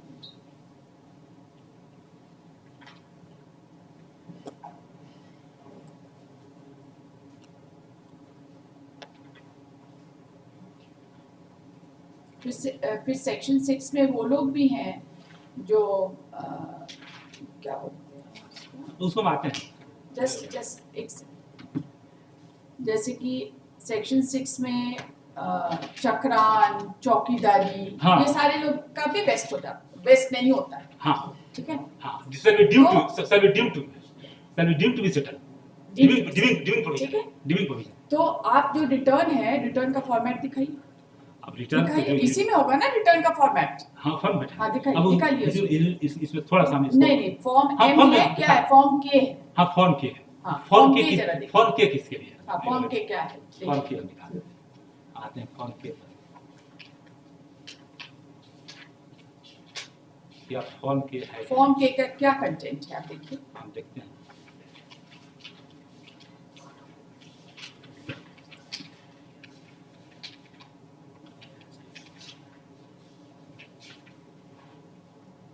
हाँ फॉर्म के, हाँ फॉर्म के है 140 हमारे किताब में 130 पेज पर है। सारा डिटेल देना पड़ता है ना? हाँ ये लिस्ट फॉर्म एम में भी देना पड़ता है सारा? list of in respect of which determination of fair building structure equitable and ground rate under section 5, 6, 7 of the BL Act is requested. Name of the annexer A to form K है। Form के ऊपर शुरू होता है form form of application to be made by the outgoing proprietor और tenure holder of an state और tenure which has vested in the state under the Bihar line contract of for determination of fair and equitable rent और ground rent under section 5, 6, 7 of the to the collector of the district within blank में है proprietor slash tenure आप holder. हमको सिर्फ इतना एक छोटा सवाल। हाँ हाँ मेरा हम शॉर्ट सबमिशन मेरा ये है कि 5, 6, 7 is not applicable with the range. No it is not applicable हाँ, in the but yes sir but no yes ये ऐसा उनका सबमिशन नहीं है, आप you are getting it wrong. His submission is that the zamindar filed a return, he is not the descendant of the zamindar. ये That कहते is हैं not- ऐसा- उनका है ही नहीं, उनका ऐसा केस ही नहीं है कि वो जमींदार के डिसेंडेंट है। इनका ये इन केस ये argument- है इन कि argument ये ऐसा सब नहीं है उनका। हाँ ठीक है जैसा आपको समझ आया नहीं वैसे ठीक है बता रहे। ठीक है वो केस तो नहीं है। जमींदार के डिसेंडेंट ये नहीं है, नहीं। Admitted fact, correct? हाँ। इनका ये कहना है जमींदार ने रिटर्न फाइल किया, रिटर्न फाइल के सुइंग हर एज रही है यही का showing her as a right, right? हाँ That return was accepted by the state, and after acceptance of that return, the state has acknowledged them as right, correct? Now, This is his once that is his case, and it is a fact also, because then compensation was assessed, the return was accepted, everything had taken place thereafter. And now the state says that this property has vested in the state. Under which authority? Under which authority can you say that once the provisions of Land Reforms Act having been followed, then rent receipt having been issued after following the procedure, ये general mutation नहीं है. It is a entry in record. It is their acknowledgement by the state is not under the general mutation laws. It is not. It is under BLR Act. अजल भी है एक बार आपने किसी को तो यहाँ पर acknowledge कर लिया that this particular person is a रैयत. यहाँ पर जो मेरा यही कहना है कि इनका प्रोविजन में इस प्रोविजन के तहत क्या चीज फाइल की है क्या ये थोड़ी फाइल किए. वो तो रिटर्न जमींदार ने फाइल किया. ये सूट में इन्होंने क्या एग्जिबिट कराया उस डॉक्यूमेंट को इन्होंने एग्जिबिट कराया जमींदारी रिटर्न. जमींदारी रिटर्न में इनका जो स्टेटस दिखाया गया है, तो जमींदार ने इनका स्टेटस दिखाया है एज अ रैयत, ठीक है? अगर मान लीजिए इनका हुक्मनामा गलत था, हाँ ठीक है, तो आपको क्या करना था? आपको प्रोसीडिंग करना था for cancellation of any kind of settlement by the zamindar and his claim on the basis of that hukumnama, because you have acknowledged it. उसको भी पढ़ देते हैं जो के द्वारा पॉइंट आउट किया गया उसको हम पढ़ देते हैं. दी सेक्शन 4H की बात perhaps already the collector shall have कौन सा डेट का सेटलमेंट है आपका? डेट बताइए. तो सेटलमेंट तो वही तो एक सेकंड, कौन सा डेट बताइए? 1946 है 1946. कोई डेट नहीं. नहीं कोई डेट.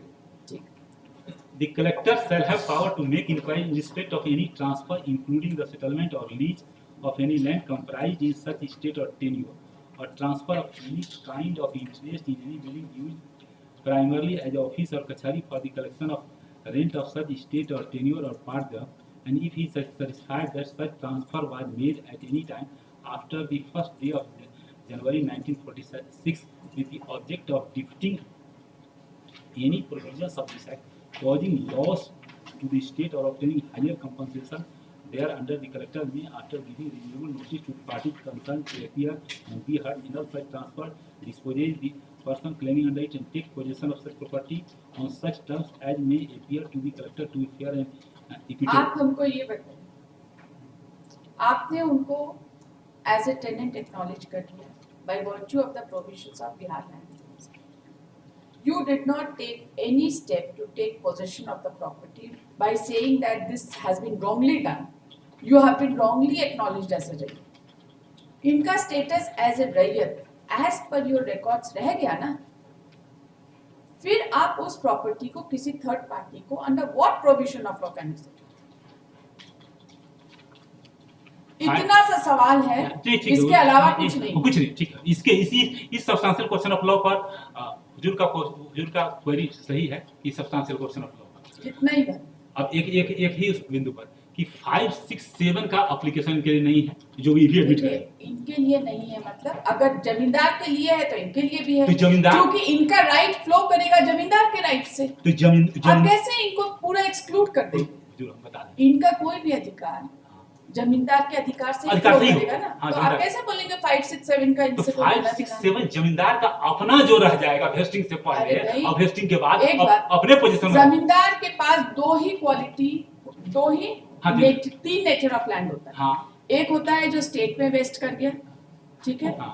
एक होता है जो उसका बकास जमीन है जो आप उसको एक्नॉलेज करेंगे, तीसरा वो होता है जो अंडर रैयत के पास है, हाँ। ठीक है, करेक्ट। ठीक है। तो जो अंदर रैयत के पास है उसका आप रेंट फिक्स करेंगे, जो उनका बकास्त है वो जमींदार का रेंट फिक्स कर देंगे, और जो बाकी रह गया वो सीधा सीधी गवर्नमेंट के पास वेस्ट हो जाएगा। हाँ, हम एक थोड़ा जो गवर्नमेंट के पास जो पोर्शन वेस्ट होगा उसको आप किसी को भी सेटल कर सकते हैं। हाँ, तो मेरा यही कहना है कि जो जमींदार का अपना रह गया, हाँ, अपना रह गया, जो उसके पोजीशन में रह गया, लेफ्ट इन हिज पोजीशन, हाँ, उसका 5, 6, 7 में माल बन जाएगा। भाई उसका तो जमींदार का अपना माल नहीं बना, जमींदार का जो अपना पोर्शन, जमींदार का क्लेम भी नहीं है कि मेरा है, यही हुजूर का कहना वैसा है भी नहीं। हाँ, अगर मान लीजिए 100 लैंड है, 100 एकर्स, हाँ। उसमें से अगर मान लीजिए 50 एकर्स होता है, जमींदार बोलता है कि ये मेरा हाँ, जमीन है, बकास खुद का है, तो 50 का रेंट जो है जमींदार के नाम से आप फिक्स कर देंगे, क्योंकि जमींदार आपके टेनेंट बन गए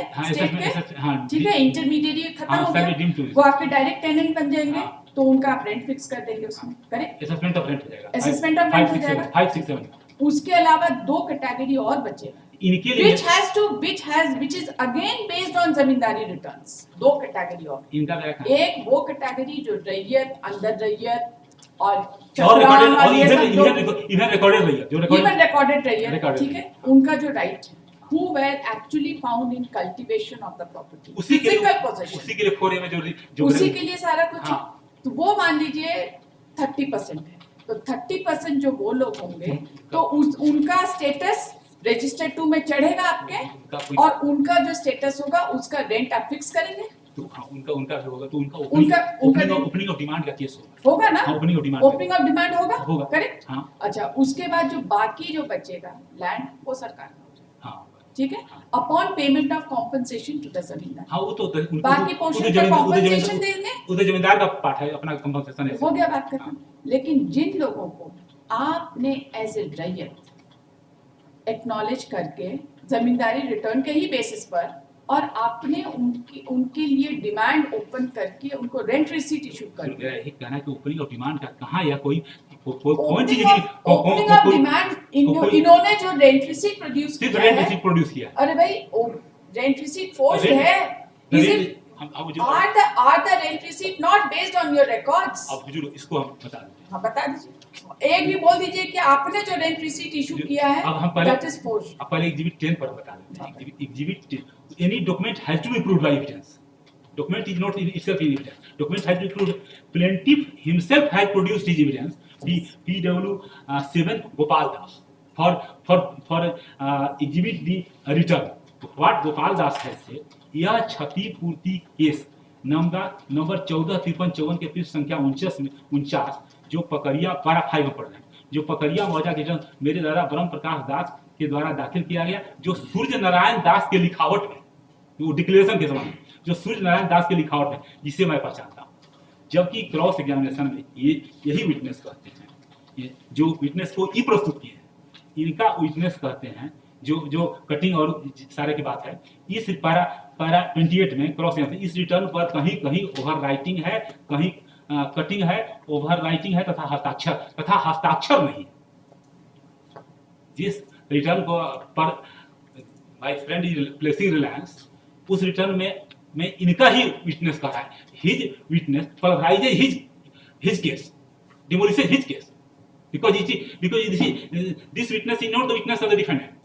आपने इसके रिटर्न को रिजेक्ट कर दिया था, आपने हमारा जमींदार के रिटर्न को रिजेक्ट कर दिया था। हमारा तो जो केस है WS में, वही केस हम कल उसके बियॉन्ड तो हम बोल नहीं सकते हैं, because beyond pleading I cannot say anything, because what has been pleaded by the state, beyond pleading I cannot. And further what this witness है, इस प्रक्रिया मौजा में रिटर्न के जमींदार एक फर्दर का कोई हस्ताक्षर नहीं है, तारीख महीना भी नहीं है। तो मेरा कहना है कि वो जो सेक्शन 3B का है, उसका वायलेशन इस विटनेस ही बता रहा है, क्योंकि यही विटनेस प्रूफ करना, और दोनों court has concurrently held this case. और रिगार्डिंग रेंट रिसीट, जो बुजुर्ग का कहना होगा, तो रेंट रिसीट के बारे में भी फाइंडिंग है कोर्ट का। एक सेकंड, आपने ये PW कौन सा पढ़ा? ये PW 7 का पैरा 5 और क्रॉस का पैरा 28 और 29 पैरा 28 और 29। Has this return been declared to be illegal? ऐसा कोई डिक्लेरेशन है आपके दोनों जजमेंट में that this return is a forged and fabricated document, or it was not the return which was filed, it cannot be taken as a return filed by the जमींदार? क्या ऐसा कोई फाइंडिंग है? Court के पास जो evidence आया, court ने finding दिया है, जो कोर्ट ने एग्जिबिट 10 को कोर्ट ने रिजेक्ट कर दिया है। कोर्ट ने 10 को, कोर्ट एग्जिबिट 10 पर कोर्ट का क्या फाइंडिंग? हुकुमनामा का फाइंडिंग मत दिखाइए, हुकुमनामा दिखाई नहीं रहे, एग्जिबिट 10 का हम हुकुमनामा दिखाई नहीं रहे, हुकुमनामा पर कंकरेंट फाइंडिंग है, कॉन्करेंट फाइंडिंग है, इसलिए उस पे कोई हम कुछ पर बोल ही नहीं रहे, क्योंकि that is absolutely in your favour. हाँ, हुकुमनामा बेसिस, इनका फाउंडेशन हुकुमनामा ही है, इनका टाइटल है। हम इनका एग्जिबिट 10 पर ही हम जो फाइंडिंग है बस उतना ही पर दिखाएंगे, उसके बियॉन्ड हम दिखाई नहीं देंगे।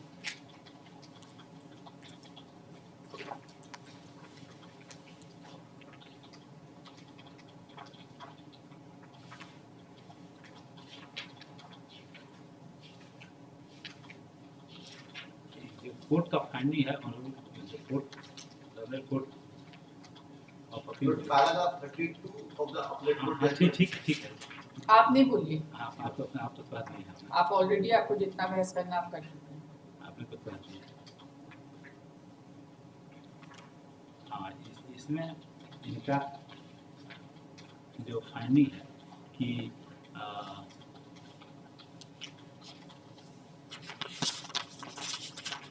it is needless to say that any finding of criminal court or revenue proceeding is not binding upon the court. Rather, the court had to arrive at its own independent conclusion. जो पारा 32 ही है, the defendant number 3 to 7 and 9 to 12 were not the parties to the partition suit 19 of 1987. Therefore, any judgment passed therein followed by a decree not binding upon it. On the above facts and law of succession I discussed above, it can safely be concluded that Hukunama Exhibit 11 and the Return Exhibit 10 and the Jamindari Rent Receipt and the Government Rent Receipt having not been supported with the dates and Jamindari numbers are not reliable documents, and no degree of right, title, interest as well as confirmation recovery of possession can be granted to the plaintiff. ये एक ही साथ उसी के संबंध में finding है। और फिर पैरा 29 में एविडेंस जो डिस्कस किया गया है PW7 गोपाल दास का, उसमें इसका वर्णन आया है पैरा 29 में appellate judgment में। PW7 Gopal Das is said to be the successor of the ex-landlord Brahm Prakash Das. According to him, Brahm Prakash Das died in the year 1975. Height compensation case number 14 of 1953-54. He had submitted return of the village Pakadiya at serial number 27. The name of Damia Pasim finds mention which relates to the land under Khata number 18 and 21. According to his para 9, the return was signed by the ex-landlord, but he had admitted in para 28 that there are cuttings and overwritings without initial signature. though the return was described by Surendran Prasad, but his signature is not available on it. ये witness इनका witness रहे हैं जो दोनों जो court ने rent किया। हाँ रेंट का भी है।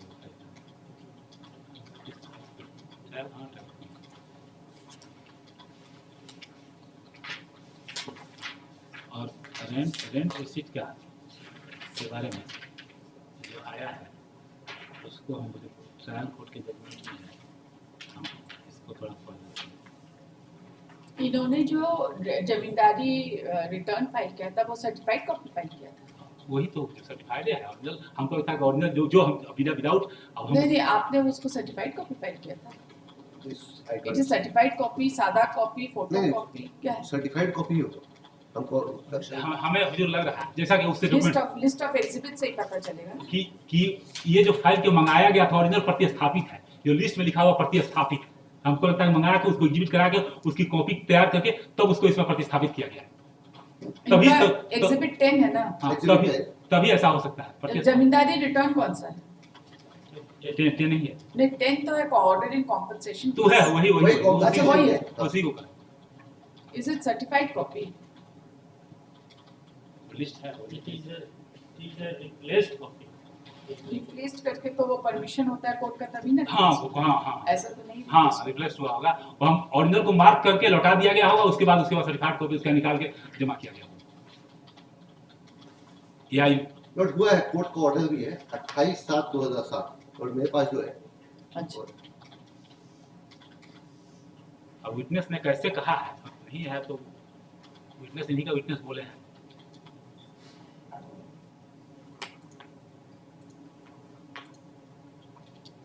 इट अपीयर्स कि मतलब ओरिजिनल को देख करके फिर उसको रिटर्न करके सर्टिफाइड कॉपी फाइल किया। और देखिए अभी दिस इज बाय ऐसा भी लिखा हो हम हाँ नहीं हमें आपको बताइए 28/2/2007 ऑर्डर ऑफ ट्रायल कोर्ट। नहीं खाली नहीं आपका नहीं ये 28/2/2007 yes लिखा हुआ मूल के स्थान पर प्रतिस्थापित।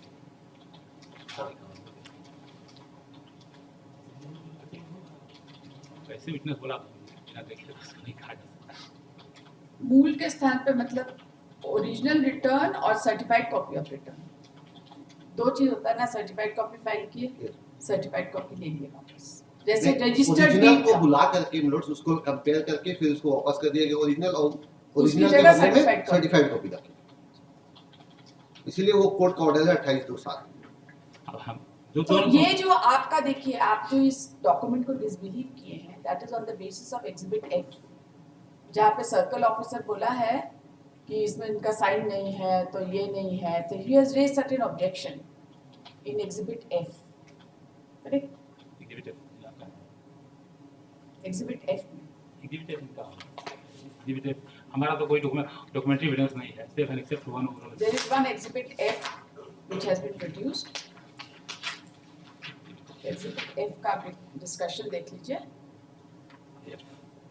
In judgment passed by RDC Chatra on 15/11/1991 in this case number 35 in which 2 acre land is found in possession of Ekwaria Devi, 3 acre land is found in possession of defendant number 537 of खाता number 21 plot number 106 and order But that is in trial court judgment notes. हाँ trial court judgement में Page 28 running page 66. हाँ exhibit F ये लोग Exhibit F, page number 31, internal page 31 on perusal of Exhibit F.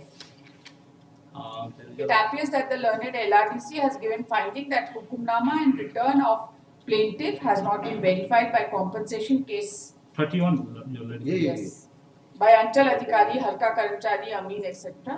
have verified on the spot and disputed land is found in possession of. उसके ऊपर भी है और जो on just after 3 on perusal of evidence available on record it appears that defendant of 3 to 7 are in possession of other suit land allotted to them by each lender which have been admitted by the plaintiff's witnesses also and which have been proved by the documents filed on behalf of the plaintiffs as well as ये 3 to 7 dependent, आप तो plaintiff है ना, हाँ तो ये 3 to 7 x landlord कैसे है?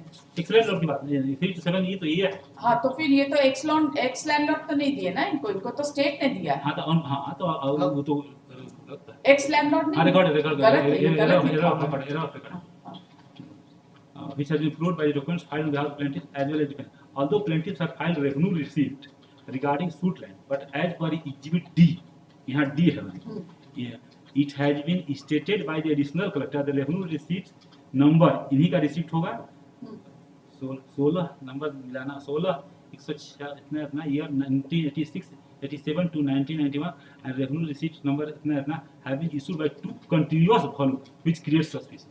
सस्पिशन आप अपना ही डॉक्यूमेंट को सस्पिशियस बता दीजिए। दो वॉल्यूम एक साथ नहीं कर सकता है, इसलिए कह रहे हैं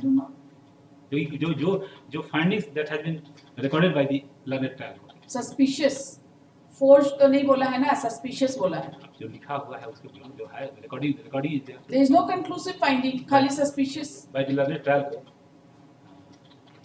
but the important thing that is the vital important point that is what necessitates the plaintiff to institute this suit, because this is important.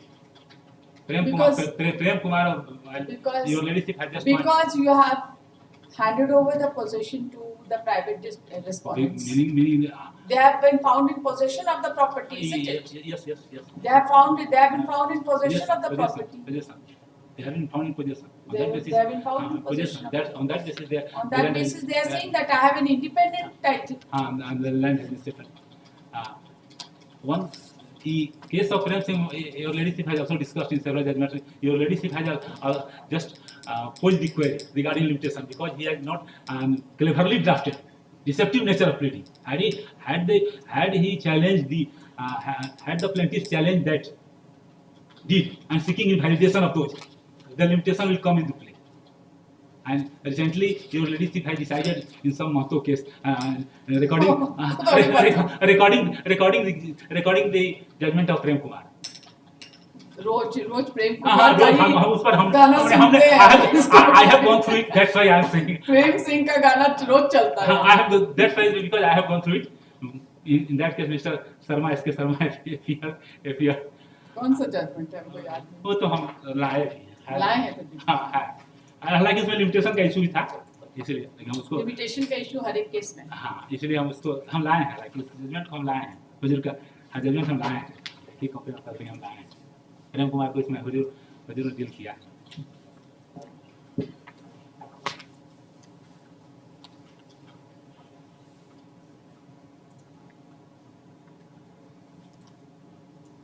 वो बेनामी वाला है। हाँ, बेनामी और लिमिटेशन का इशू था, यहाँ पर बेनामी का इशू नहीं है, लेकिन Prem Kumar judgment has been dead.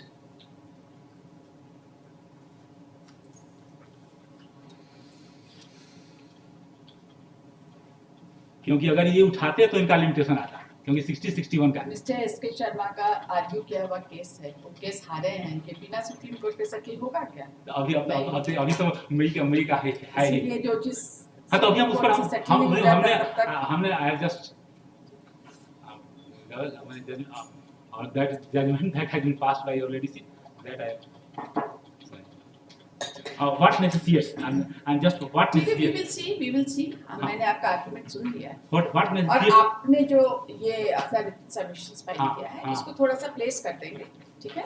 उसमें तो हमने वही किया है जो कोर्ट का फाइंडिंग है उसी को। अच्छा, उसी को आपने बोला उसी को किया है और थोड़ा हमने किया है, हम बता देते हैं क्या है। हमने एक जजमेंट दिया है प्राइमरीली आपने बेस किया है कि जो हुक्मनामा हाँ, का है बस वो चूंकि इनवैलिड है, Invalid. कॉन्करेंट फाइंडिंग है, concurrent finding therefore under such circumstances anything Basis- based on that हाँ बेसिस इनका इनका बेसिस ही forged है। हाँ basis Therefore, when that is forged, then the castle cannot be built on that. and he had not challenged the pleading, but he had not rectified the pleading by your amendment, even knowing the fact. Even knowing.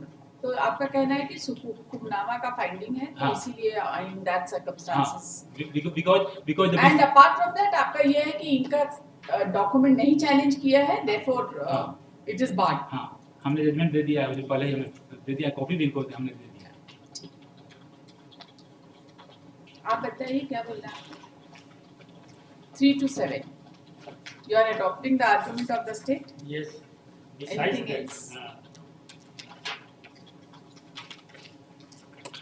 Besides that, I have stated in my written statement, para 5, certain points. The following facts are necessary to be looked into. Pahla है, the suit is barred under section 34 that I had argued. Second है, since नहीं 34 के बारे में उन्होंने ये बोला है कि कॉन्सिक्वेंशियल रिलीफ तो इनका था ही रिकवरी ऑफ पोजेशन का, तो 34 से कैसे बाढ़ है, इसका जवाब दीजिए। yes, because you see section 34 जो केवल रिकवरी ऑफ पोजीशन मान लेने से नहीं हो जाता है और void एज्यूम कर लेने से void नहीं हो जाता है। There must be either there are two way, either to declare the document instrument as void or ask for setting aside that document. Neither he has sought a relief for declaration of those document as void document or voidable document. So a settlement made by the government cannot be said to be a void document by assuming without any finding. 34.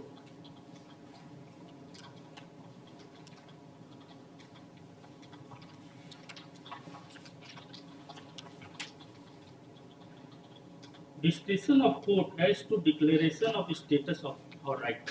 Any person entitled to any legal character or to any right as to any property may institute a suit against any person denying or interested to deny his title to such character or right, and the court may in its right तो हमरा भी approve कर गया है, and the court may in its discretion make therein a declaration that he is so entitled, and the plaintiff need not in such suit ask for any further relief, provided that no court shall make any such declaration where the plaintiff being able to seek further relief.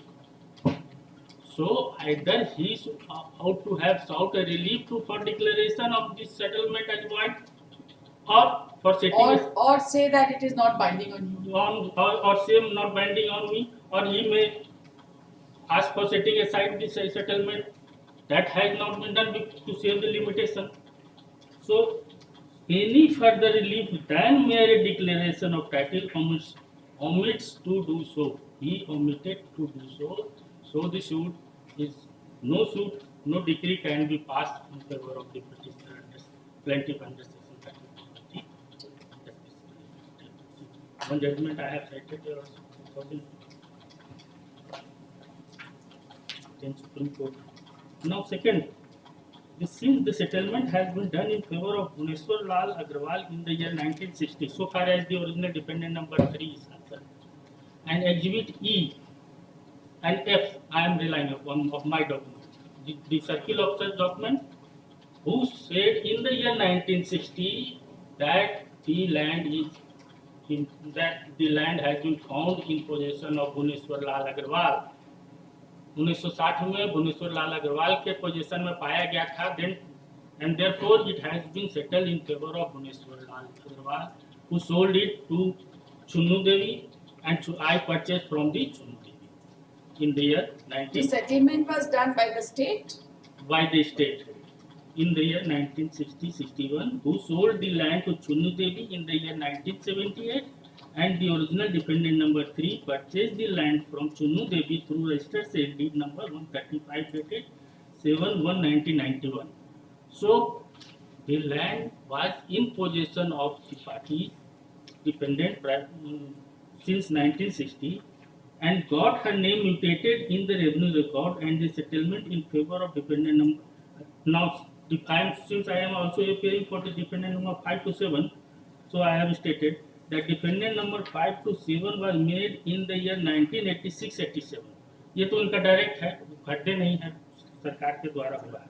And the name were also mutated in the revenue record, and there is a concurrent finding that original dependent number 3 to 7 are in possession of the suit land, and therefore in absence of seeking any relief to set aside the settlement, the suit is barred by the provision of section 30. Now third point is that the learned trial court given finding on the issue of barred under Specific Relief Act against the plaintiff, against which the plaintiff not taken any plea or ground before the first appellate court. So that has attained its finality.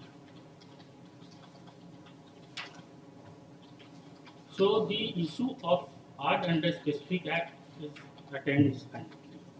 He has not challenged, not taken any plea or ground even in the before the first appellate court. Now, fourth point. There is concurrent finding of fact that the Hukumnama Exhibit 11 and the Return Exhibit 10 and the Jamindari rent receipt have not been supported with the date and Jamabandi number are not genuine document and therefore no decree or right title and interest as well as the customer. That is a finding of fact. Now, fifth, the Hukumnama is of December 1946. Now he says that Hukumnama is, there is no date in the Hukumnama. There is a date. We will not go into. तो We will not go. Hukumnama has been declared to be. Declare to We will not go court into. डॉक्यूमेंट तो इसलिए उसमें जाना नहीं 13 बदी chat इसको पूरा लिखा हुआ हिंदी में इसलिए 1946 संबंध ही माना जाएगा And minus 57 करना पड़ेगा. -57 करना पड़ेगा 1986 so the trial court as well as the first appellate court has rightly come to conclusion that it is a forgery.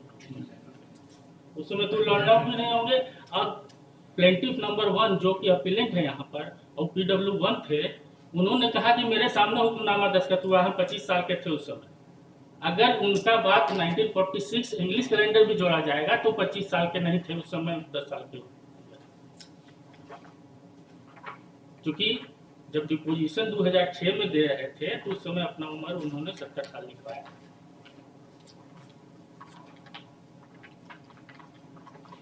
PW1 का देख लिया जाएगा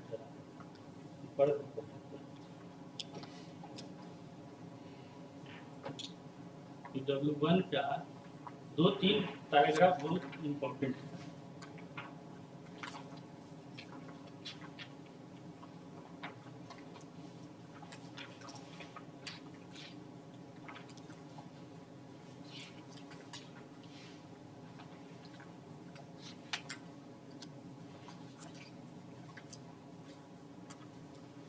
इनका चीफ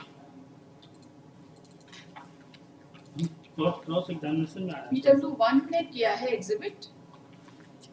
PW7 ने किया है. हाँ PW1 जो प्लेंटिफ थे जो कि यहाँ अपीलेंट हैं उन्होंने अपने डिपोजिशन में क्रॉस एग्जामिनेशन में क्या कहा 2 पैराग्राफ पढ़ना था PW1 का बताइए कौन सा. पैरा 3 विवादित जमीन का बंदोबस्ती बदामिया देवी को मेरे सामने हुआ था ये कहते हैं इनका उम्र उस समय था 2006 में 70 साल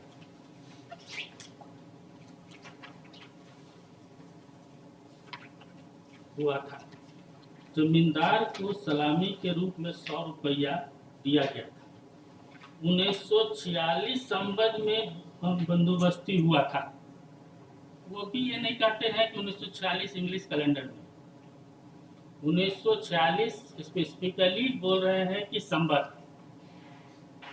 1946 में बंदोबस्ती हुआ था बंदोबस्ती के कागज जो हुकुमनामा आप इसमें क्यों जा रहे हैं. हुकुमनामा has been declared to be not genuine. There is a concurrent finding. ऐसा कोई क्वेश्चन ऑफ लॉ इस पर नहीं बना है और रिटर्न जो फाइल हुआ है is based upon the हुकुमनामा so I adopt the argument of my learned friend. तो उस पर हमको कुछ आप फर्दर बोलना नहीं है और रिटर्न के बारे में एक चीज हमने कहा है कि चूंकि हो सकता है कि ये रिप्लेस डॉक्यूमेंट यहाँ आया है तो ओरिजिनल में कटिंग हो सकता है कि वहीं पर हो जो कि रिप्लेस डॉक्यूमेंट में कहीं पर कटिंग नहीं दिखाया गया है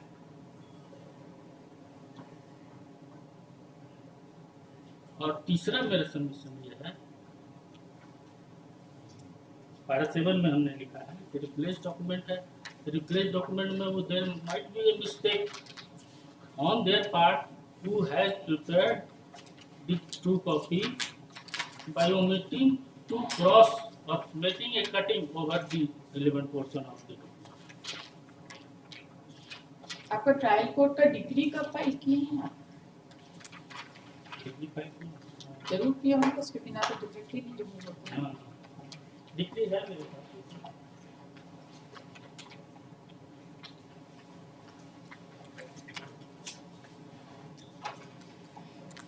आज हम इसको सेकेंड हाफ में लिखाएंगे, ठीक है, थोड़ा माइंड फ्रेम करके हम लिखाएंगे कोर्ट में, नहीं तो फिर ये पेंडिंग रह जाएगा, इससे कोई फायदा नहीं है। So rightly it had exhibit 10 has not relied upon by both the ठीक, सेकेंड हाफ के लिए कोई स्पेशल केस तो नहीं रखे हैं, ठीक। और तीसरा एक लास्ट पॉइंट यही था कि जो hukumnama followed by zamindari rent receipt है, वो हुकुमनामा से 50 साल के बाद का है। 50 साल तक जमींदार ऐसे ही बिना अनफॉलो बिना ये कर नहीं रहेगा, तो वो भी उस समय का है जिस समय की ये रिटर्न फाइल कर रहे थे। So there might be a possibility that those ठीक है, पॉसिबिलिटी पे तो हम केस नहीं डिसाइड नहीं उस पर फाइंडिंग है कि ये फॉलोड बाय रेंट पोजीशन और रेंट रिसीट नहीं है। इससे उगनी देवी हाँ, सो उगनी देवी हम भी रिलाई कर रहे हैं कि उगनी देवी से ये कवर नहीं होता है। So second substantial question of law भी नहीं इसमें फ्रेम हो रहा है, क्योंकि जो पोजीशन है has not been proved and the hukumnama has not been followed by the rent receipt immediately. कितना गैप? 50 साल का गैप है। नहीं, इनका तो 1946 में इनका कहना है। अगर इन हाँ तो 2007 में संबद्ध 2007 में रेंट रिसीट दिखा रहे हैं पहला 50 साल मोर देन 50 years। दो रेंट रिसीट है 2007 संबद्ध का 1951 इंग्लिश कैलेंडर में और संबद्ध में 2007 उसमें चूंकि लिखा हुआ है तो 2007 ही मानेंगे। 2007 2009 और 10 51 53 54 के पहले ये हो भी गया था सेटलमेंट, ये जमींदारी वेस्ट भी कर गया था। उसके बाद का ये डॉक्यूमेंट लगा रहे हैं और उसके बेसिस पर कह रहे हैं कि ये इसमें डेट ऑफ वेस्टिंग तो नहीं पता। किसी के प्लीडिंग पे आपने रिटर्न कब फाइल किया है? रिटर्न कब फाइल हुआ है?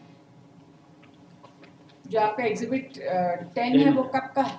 डेट बताइए।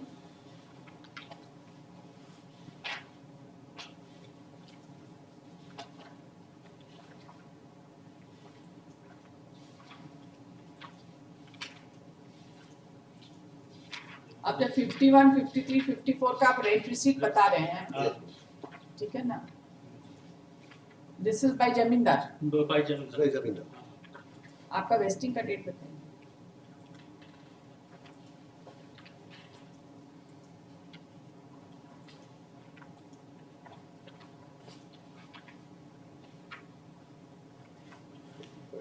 निकला है उसी में।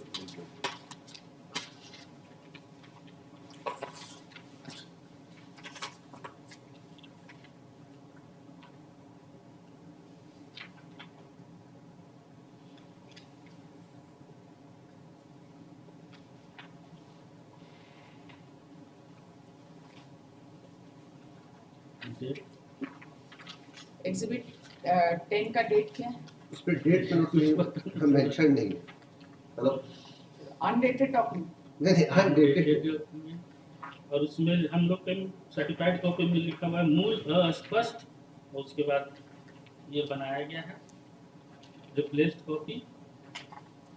रिप्लेस्ड कॉपी में कोई कटिंग ओवरराइटिंग नहीं, लेकिन मूल में होगा, इसलिए ये गवाही में भी आया और फाइंडिंग में भी आया। मूल में भाई मूल में होगा, रिप्लेसमेंट नहीं होगा, ऐसे कैसे? ओवर राइटिंग इसीलिए बोला जा रहा है क्योंकि जो एग्जिबिट 10 है ना यहाँ पे देखा जाए डॉट बेदमिया पासिंग का, उसके नेक्स्ट पेज को देखा, नेक्स्ट पेज में हम हाँ लोग लास्ट टाइम देखे थे। हाँ नेक्स्ट पेज में ओवर उस राइटिंग पेज में नहीं इसलिए है हाँ उस पेज में नहीं, और वो लिखा हुआ भी इंग्लिश में ओवर राइटिंग, इसलिए ओवर राइटिंग और कटिंग आ जा रहा है।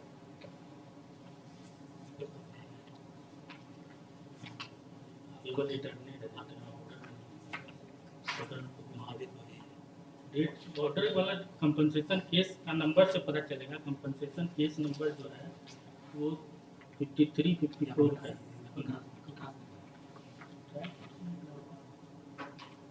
कंपनसेशन केस का नंबर है 14 और 53 54। वेस्टिंग तो उसके पहले ही हुआ होगा ना? हाँ, उसके पहले वो होगा, उसके बाद ये नहीं 51 का रसीद है तो 1951 51 एग्जिबिट 2 बाय 53 एंड 54 का भी ये है। आपका जमींदारी रेंट रिसीट। बट 53 का नहीं, दो ही रसीद है, जमींदार का, let us be clear on document. Exhibit 2A है is 13/4/1951. 2A. हाँ, and exhibit 2 is 2/3/1954. Exhibit 2. 2 is 2/3/1954. Exhibit 2 is 2/3/1954. 54 and exhibit 2A is 13/4/1951. Both issued by Zamindar. What issued by जमींदार. And then Lord, state का जो rent receipt है, that is exhibit 1/O जो first rent receipt है, that is 3/8/1956. And फिर 57-58 का रसीद सब exhibit है और 2002 तक. तो इन एनी केस ये जो रेंट रसीद हुआ 54 तो नहीं हो सकता नहीं हो ना. सकता. 54 नहीं भी हो सकता है Lord, लेकिन 51 तो हो ही सकता है. हो सकता है, लेकिन immediately followed by rate receipt नहीं है, तो पोजीशन नहीं है, ये तो फाइंडिंग है. नोटिफिकेशन का डेट भले कुछ हो, लेकिन बिहार लैंड फॉल फैक्ट 1950 आ गया था. 1950 आ गया था और 1/1/46 कट ऑफ डेट भी रखा गया था.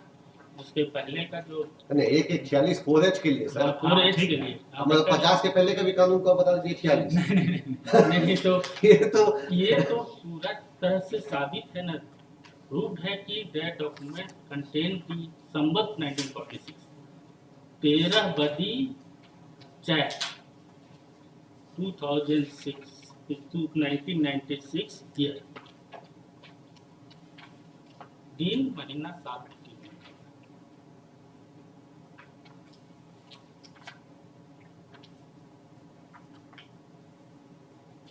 So according to me also, he doesn't have any right title over the land because of the fact that from the date of there is no possession at all, or even if there is any hukunama in existence, the same the rent receipt is after 50 years of gap.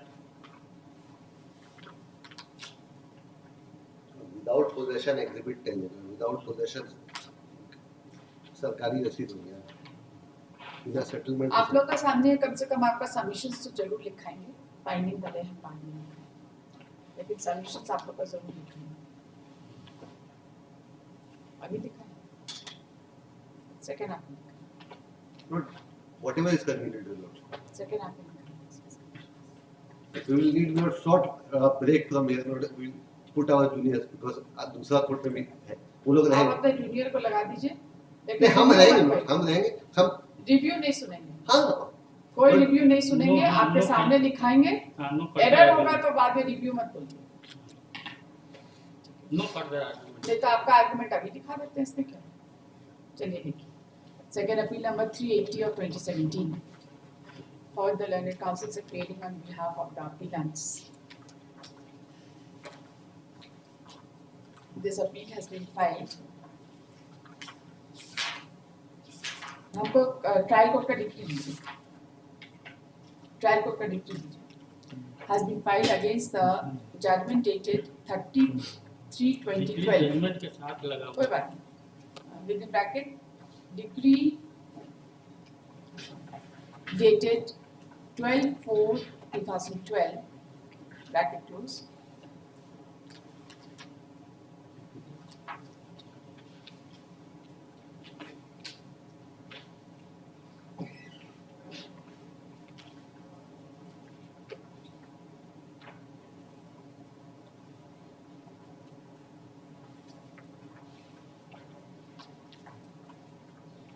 अब इसमें गलत लिखी है क्या? Being agreed by judgment and decree passed by title suit 2012 का कब हुआ है? 2012. अच्छा, फिर से लिखिए. तो this appeal has been filed against judgment dated 12th of June 2017. judgment and decree dated And 30th within bracket, decree dated 24/6/2017 passed by learned district judge Roman 5 Chatra in civil title appeal number 15 of 2012, whereby the appeal has been dismissed. The appeal was filed by the plaintiff against the judgment dated 30/3/2012 within bracket decree dated 12/4/2012 passed in title suit number 15 of 2005 by learned Munsif Chatra, whereby the title suit number 15 of 2005 has been dismissed. This appeal has been admitted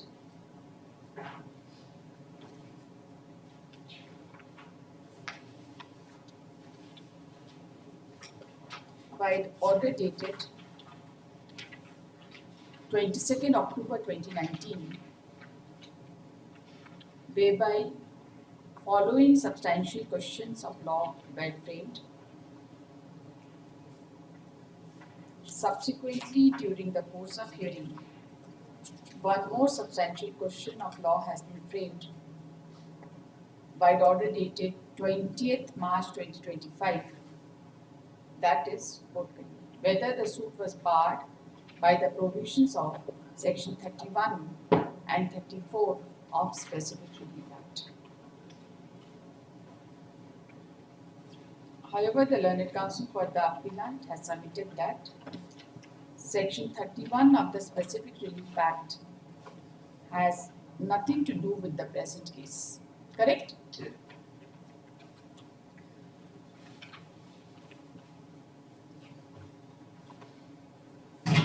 The suit was filed seeking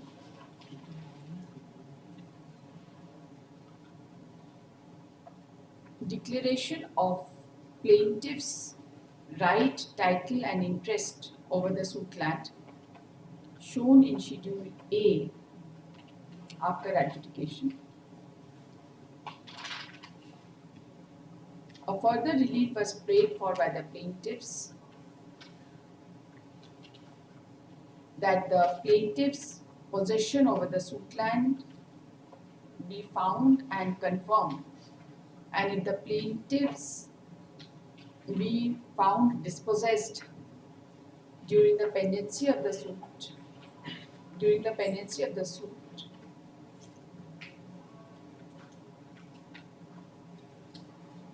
then the possession be restored through the process of court.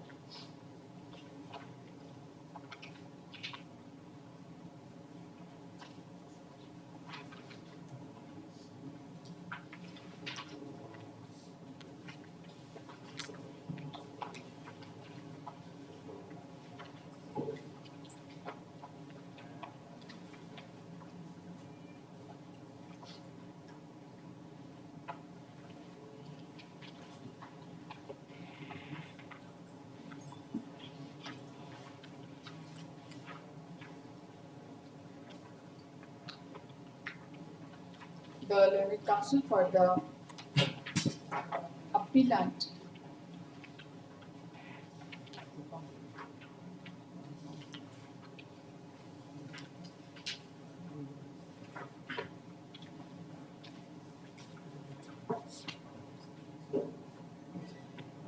while giving the foundational background of the case has submitted that the suit land was Gair Majurwa Khas land of ex-landlord, namely Mahendra Brahma Prakash Das, and by virtue of settlement through Sada Hukumnama of the year 1946, he settled the land in favor of Badamiya Devi, alias Badamiya Pasin, followed by delivery of possession coupled with Zamindari rent receipts within bracket Exhibit 2 May I have the lordships leave your with respect of Khata number 21, plot number 106, area 5.44 acres, and land of Khata number 18, area 1.46 acres, total area 6.90. He has submitted that Exhibit 2A was dated 13/4/1956 and Exhibit 2 was dated 2/3/1954. Both rent receipts were zamindari rent receipt, and the first rent receipt issued in favor of the plaintiffs by the state was Exhibit 1/O, which is dated 3/8/1956. The learned counsel has further submitted that the ex-landlord filed return under the provisions of Bihar Land Reforms Act 1950, showing that the settlee, namely Badamia Devi, alias Badamia Pasin,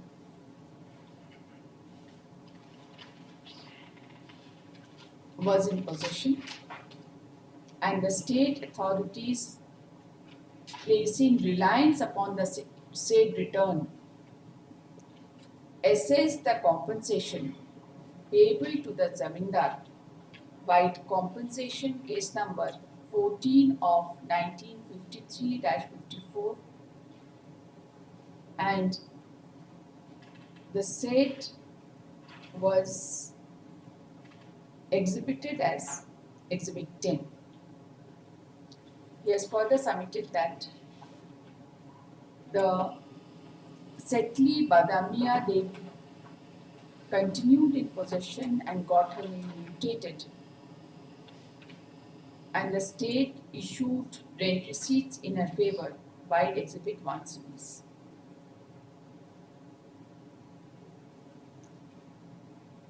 In a family dispute, a partition suit was filed bearing partition suit number 19 of 1987 by one Bhutta Pasi against the plaintiffs, and in the said partition suit, it was recorded that the plaintiffs were in possession of the property. In the year 1992, the defendants tried to dispossess the plaintiffs forcefully on the basis of settlement made by the state by its settlement case number 27 of 1960-61 in favor of defendant number 3 with respect to 2 acres of land of plot number 106, khata number 21, and other defendants, that is defendant number 4, 5 and 6, also claimed settlement by settlement case number 27 of 1986-87 to the extent of 1 acres each by the state authorities, and therefore by the state authorities on account of such claim put forth by the private by the defendant number 3 to 7, 3, 4, 5 and 6. A proceeding under section 144/145 of CRPC was initiated, and ultimately plaintiff filed a suit seeking the aforesaid relief. He has further submitted that the specific case of the state who were defendant number 1 and 2 was that the state was defendant number 1 and 2 who filed a written statement stating that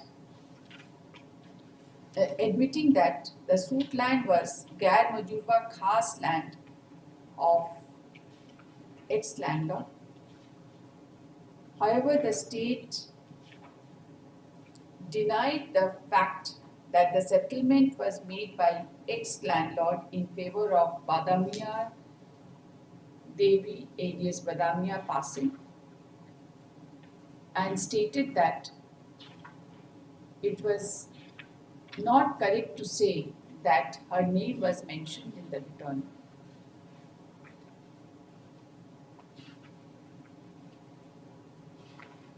The state also denied issuance of any rent receipt in her favor, and also asserted that if any rent receipt is produced, the same would be forged and fabricated. So far as the other defendants are concerned, they were claiming the land by virtue of settlement made by the state.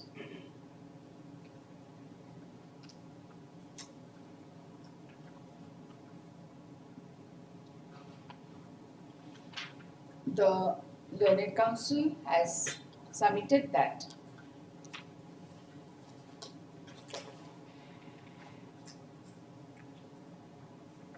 the trial court as well as the first appellate court, while recording findings,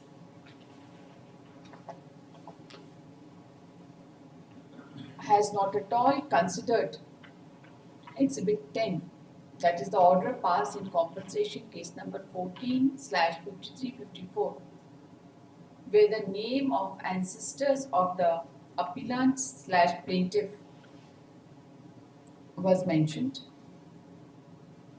and they have also not considered the fact that Sada Hukumnama, if followed by Zamindari rent receipt, can still be a document of title and possession, a document to show possession pursuant to settlement, and thus the judgment passed by the Honorable Full Bench of Patna High Court reported in AIR 1968 within bracket Patna bracket close 302 Full Bench has been ignored, and consequently the first and second substantial question of law are based on that.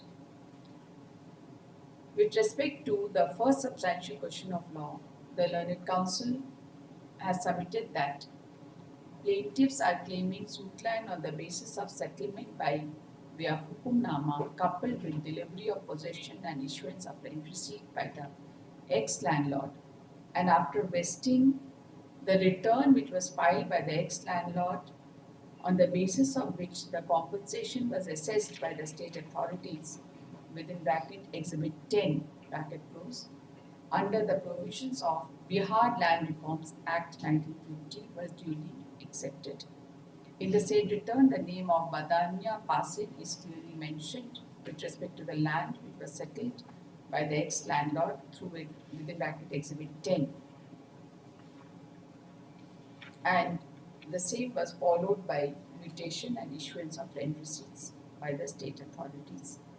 In the entire judgment of the Learned Trial Court, the findings of which relate to issue number 8, the trial court mentioned about Exhibit 10 and thereafter has not taken the same into consideration and has dismissed the suit of the plaintiff.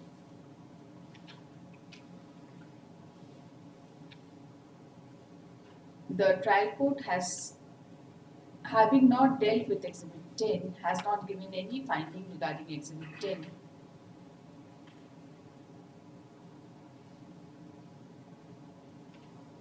He has also submitted that even the first appellate court, after formulating the point of determination, has not even mentioned about Exhibit 10, that is compensation case under the provisions of Bihar Land Reforms Act, and have straightaway concluded that Exhibit 10 is not a reliable document and has dismissed the suit of the plaintiffs. The Learned Counsel has also referred to the evidence of PW7, which has been relied upon by the respondents to show that there is cutting and overwriting in Exhibit 10, has submitted that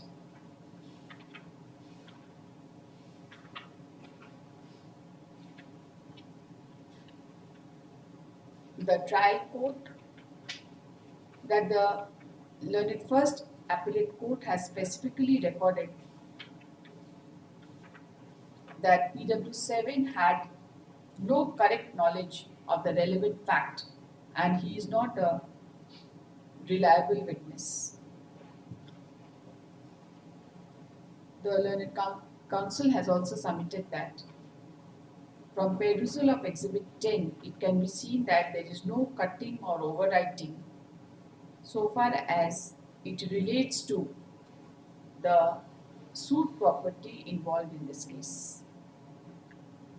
The Learned Counsel has submitted that it is apparent that both the courts below have failed to take into consideration Exhibit 10, which is a document under Bihar Land Reforms Act, and has further relied upon the judgment passed by Honorable Supreme Court reported in bracket 2007 bracket close 14 SCC 138 paragraph 12 and 14. With respect to the second substantial question of law, the Learned Counsel for the appellant has submitted that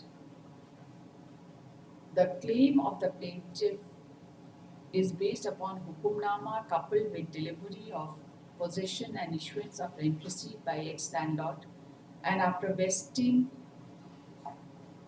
the return which was filed by the ex-landlord on the basis of which compensation was assessed by the state authorities under the provisions of Bihar Land Reforms Act 1950.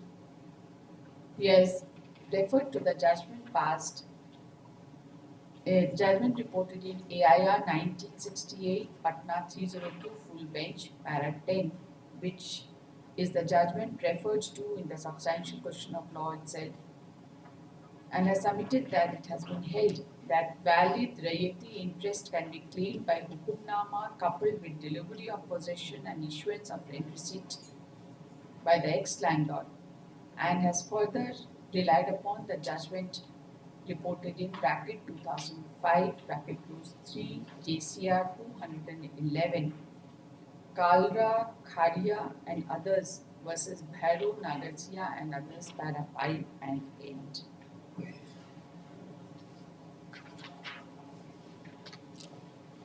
The Learned Counsel has submitted that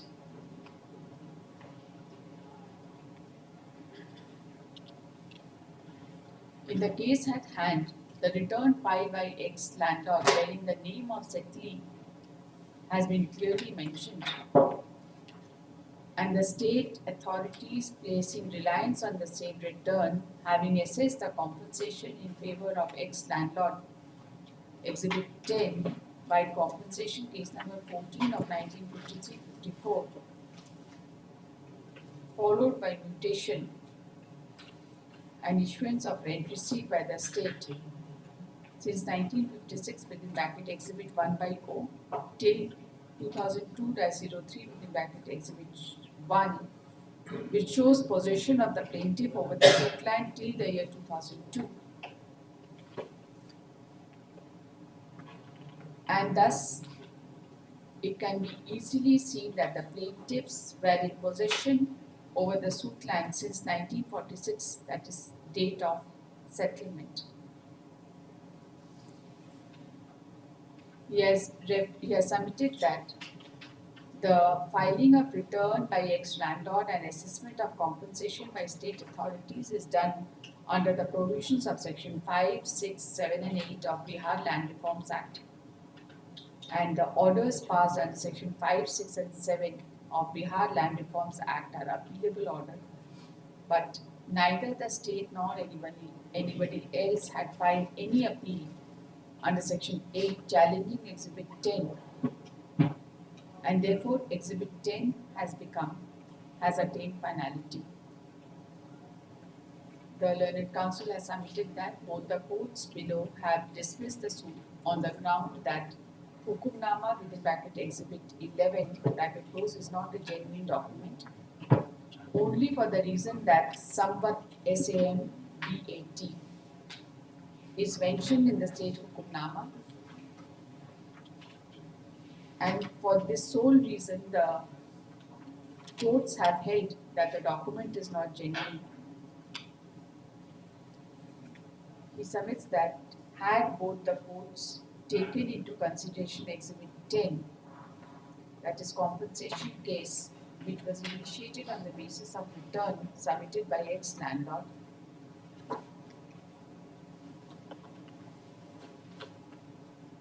bearing compensation case number 14 of 1953-54, the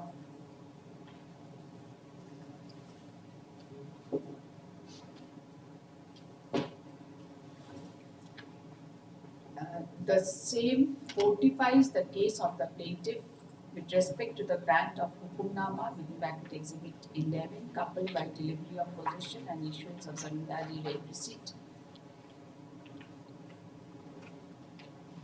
which created valid royalty interest in favor of the plaintiffs over the suit property.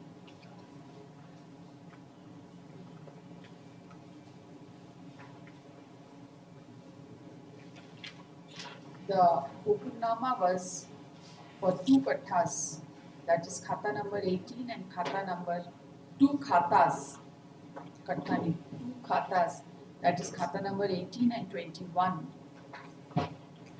And these two khatas find place in Exhibit 10.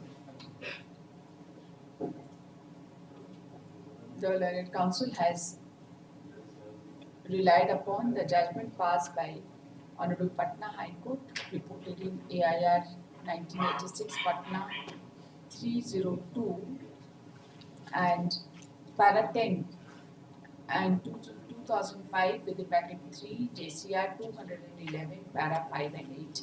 ये दोनों judgement भी लगाए हैं ना इसमें. With respect to the third substantial question of law, the learned counsel has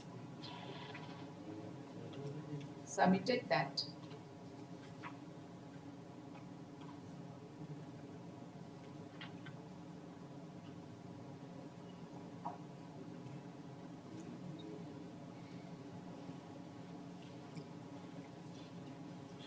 the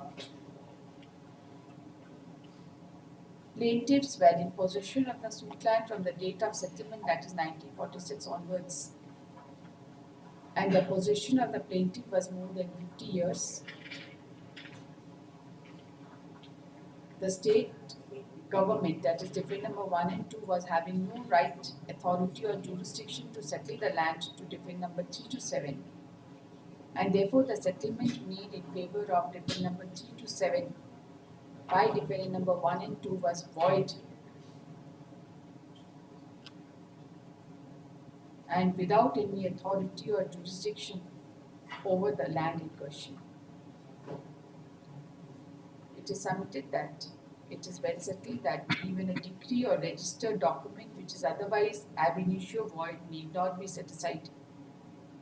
Such decree does not strip the right of a party who is the real owner and was not a signatory to the document in question, merely because the defendant number 1 and 2 had settled the land in favor of defendant number 3 to 7. No right will devolve upon defendant number 3 to 7 if the vendor, that is the state, had no title to convey, even if it was a registered document. Registry tha settlement karta. He submits that the settlement was not through a registered document. He submits that such settlement by the state who had no title over the property, who had no right, title, interest and possession over the property, is to be ignored as a worthless paper transaction only, and the settlement in favor of defendant number 3 to 7 by defendant number 1 and 2 is void at the threshold, and no steps was required to be taken at all to seek setting aside of such settlements. He has relied upon the judgment passed by Odisha High Court, reported in 2005 SCC Online Odisha 45.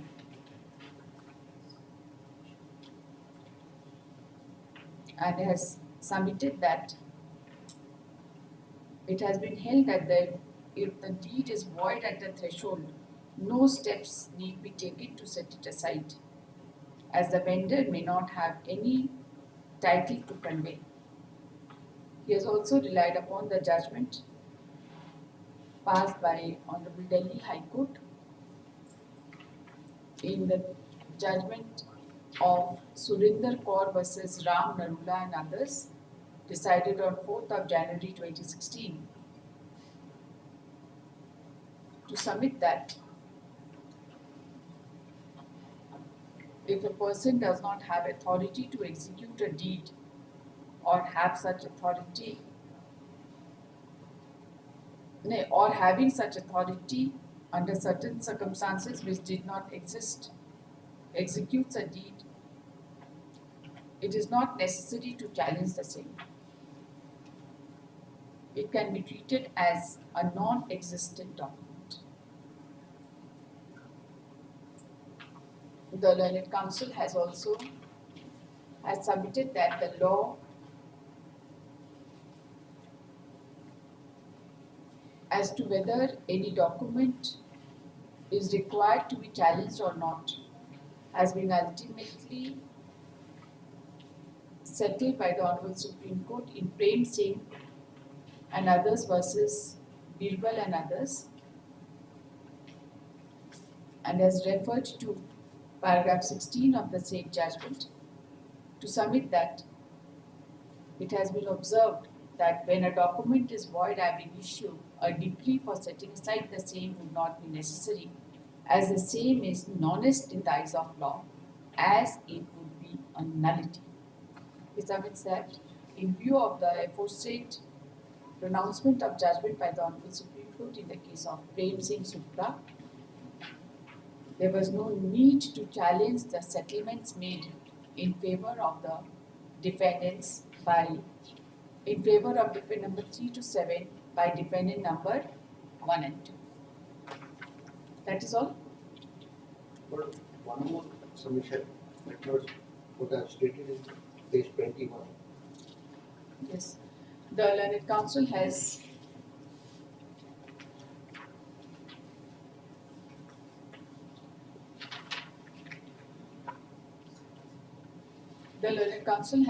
referred to paragraph 15 of the plaint.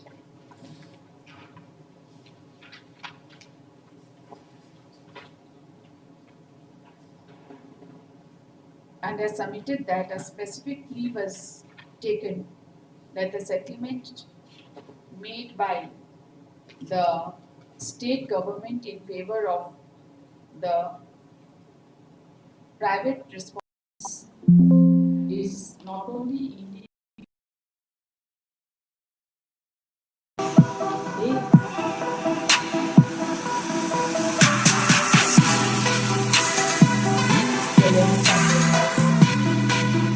When it comes to packaging, I think Kia has done a fantastic job with the Ceros. We're talking about it being a sub 4-meter compact SUV, yet when you get inside, it feels nice and spacious. I think the space allocation has been done really well.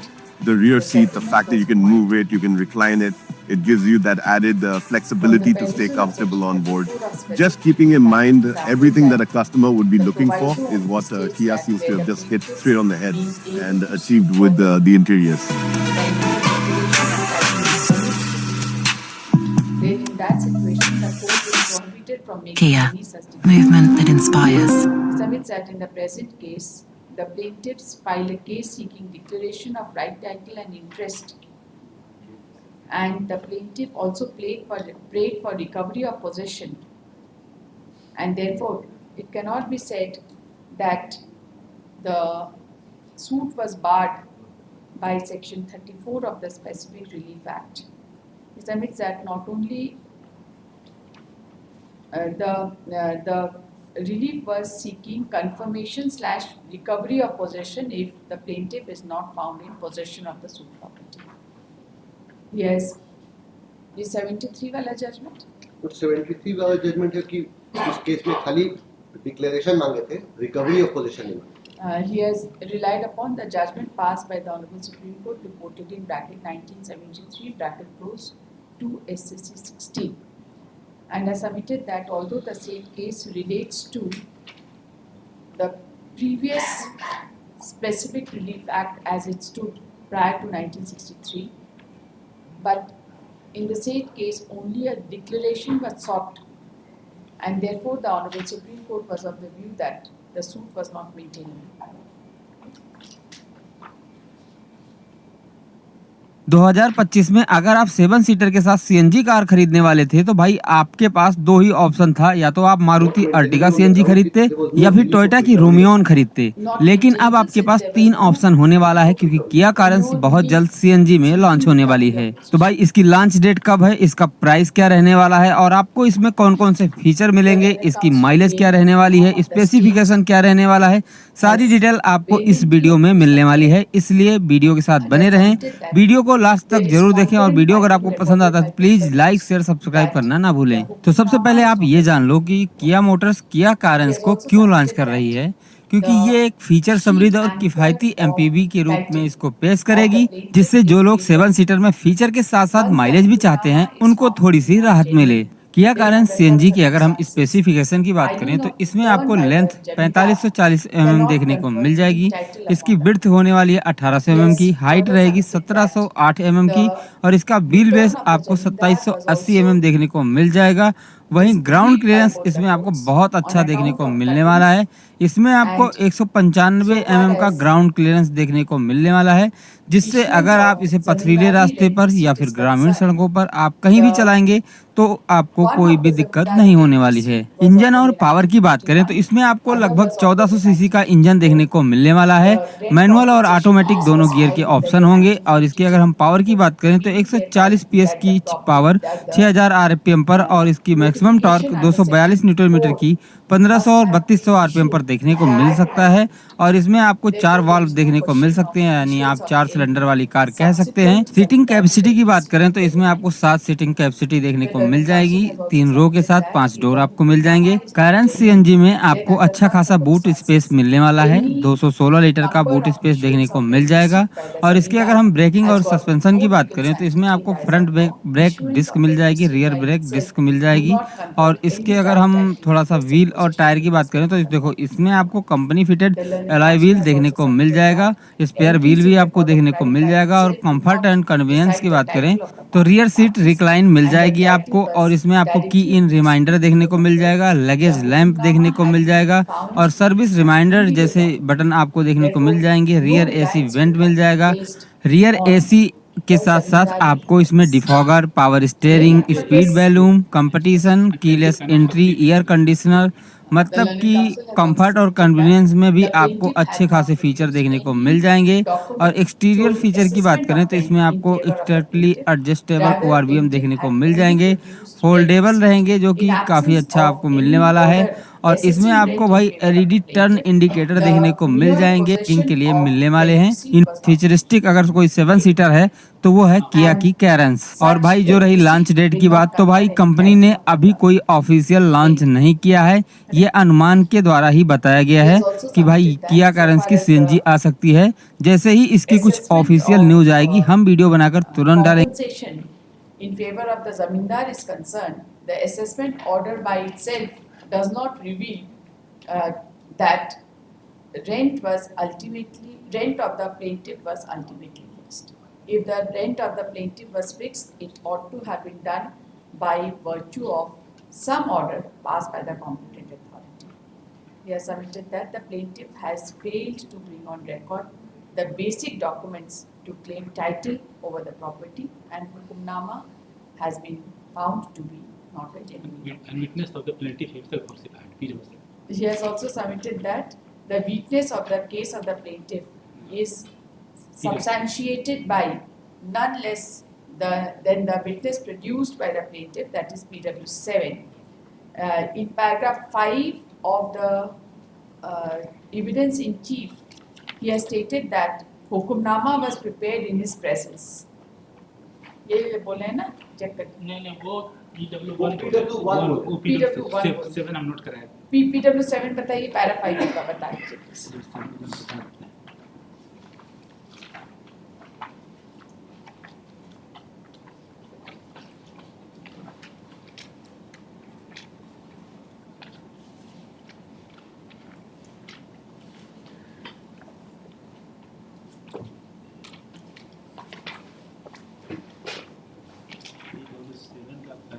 Para 9 and 28. Para 5. PW7 का para 5 में था कि prove this is same is in the writing of Suryanarayan Das के लिखावट हस्ताक्षर में, जिसे मैं पहचानता हूँ। यह कि क्षतिपूर्ति केस नंबर 14-53-54 के पृष्ठ संख्या 49 पर मौजा फकड़िया के रिटर्न समेत जो मेरे दादा ब्रह्म प्रकाश दास के द्वारा दाखिल किया है, जो सूर्यनारायण दास की लिखावट हस्ताक्षर में जिसे पहचानता हूँ। और क्रॉस में इन्होंने कहा 28-9 में इस रिटर्न पर कहीं कहीं ओवर राइटिंग है, कटिंग है, ओवर राइटिंग का हस्ताक्षर है। इस पकड़िया मौजा वाले रिटर्न के जमींदार या खबरदार का कोई हस्ताक्षर नहीं है, तारीख में अभी नहीं। The learned counsel has also referred to paragraph 5, 28 and 29 of the 5 of examination in chief and para 28 and 29 of the cross examination to submit that the plaintiff themselves have failed to prove exhibit 10, as it did not even contain the signature of the landlord, nor did it contain any date. Yes. Okay. The learned counsel has also referred to the evidence of PW1 and has submitted that in the year 2006 he has stated that he was 70 years of age, and corresponding somewhat 1946 would date back to 1889, and during that time he was not even born. Although he has deposed that the settlement was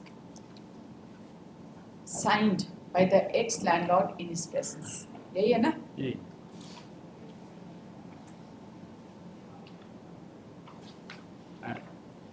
Trial court has dealt the issue number 8 regarding title of the plaintiff, and first appellate court has formulated a point for resolution regarding title of the plaintiff, and both have concurred. The learned counsel has submitted that both the learned courts have given concurrent finding regarding title of the plaintiff against the plaintiff after scrutinizing the materials on record. Neither the hukumnama was found to be genuine, nor the return filed by the zamindar was proved, and therefore no reliance can be placed on exhibit 10, which is relating to rent. First of the Sorry. First of the हाँ first. ठीक, नहीं, that is all. No reliance can be placed on exhibit 10. आप कौन कौन सा judgment rely किए हैं? हमने जजमेंट रिलाई किया 2014 to SCC 269. The learned counsel has relied upon the judgments reported in bracket 2014 to SCC 269 para 15 to 19. 2014 2 volume 2 269.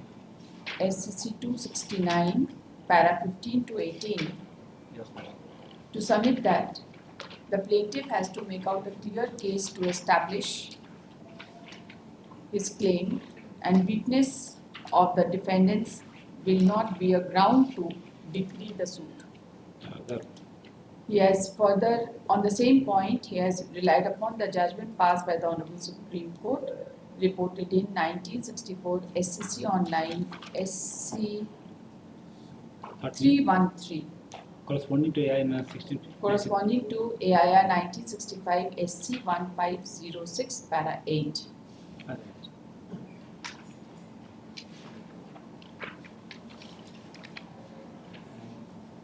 And regarding settlement, AIR 1955, The Learned Council has also relied upon the judgment AIR 1955, reported in AIR 1955 SC 328 para 13 13.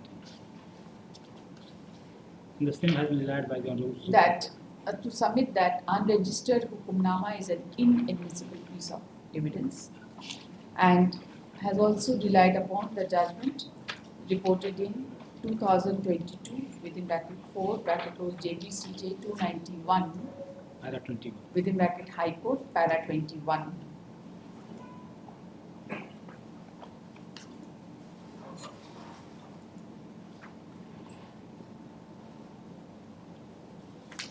The Learned Council has referred to the written notes of argument submitted in this case. The Learned Council appearing on behalf of the respondent number on behalf of the respondents representing defendant number 3 to 7 has adopted the arguments advanced on behalf of the respondent state and has submitted that the following facts are required to be looked into by this court. ये आपका written submission का para 5 और para number 6 हो जाएगा उससे कोई judgement आप rely कर रहे हैं? हाँ, वो लगा दिए हैं 2009-2006 SCC. He has relied upon the judgment passed by Honorable Supreme Court reported in bracket 2009 bracket close 6 SCC 160 para number 29. para 29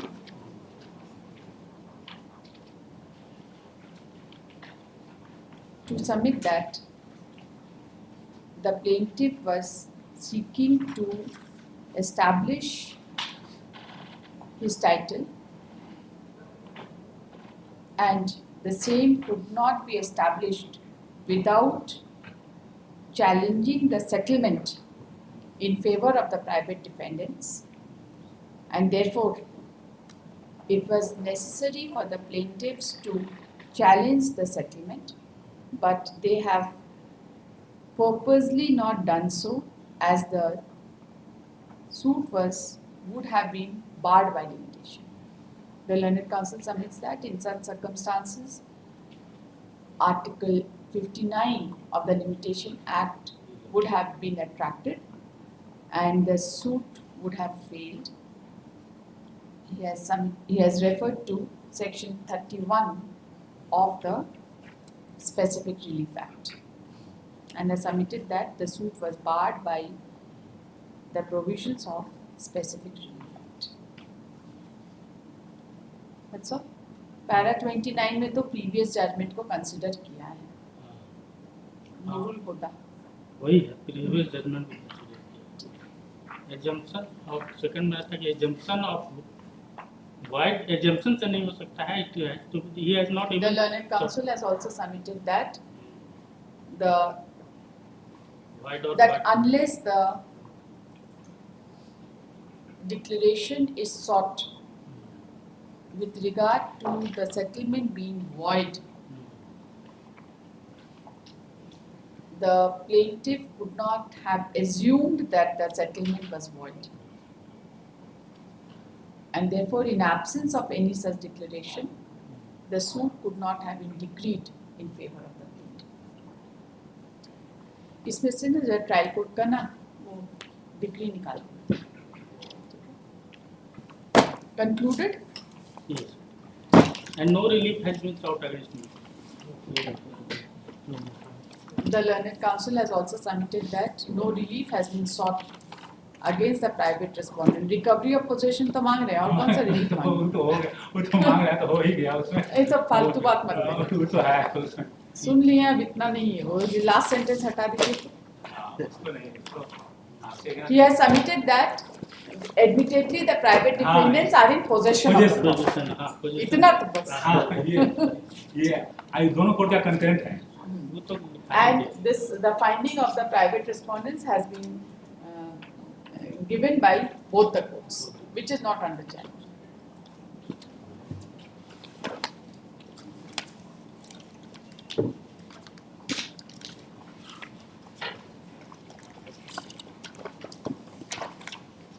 इसका एक जजमेंट का हम डेट देंगे, you will get the date, या फिर सीएबी रहेगा तो सीएबी रहेगा, आई थिंक ओवर क्योंकि केसेस का डेट ऑलरेडी फिक्स्ड है।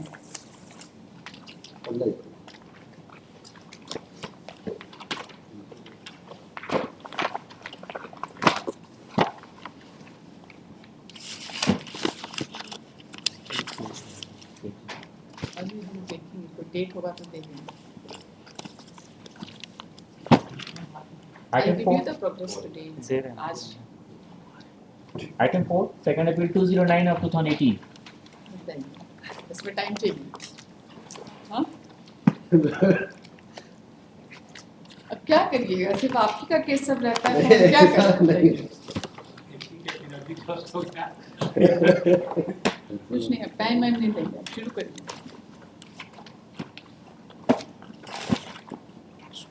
बताइए, छोटा सा इशू है इसमें। छोटा सा इशू है। हाँ, इधर छोटा सा इशू है। छोटा सा issue है। सब्सटेंशियल क्वेश्चन ऑफ लॉ पढ़िए, उसके बाद प्रोसीजर।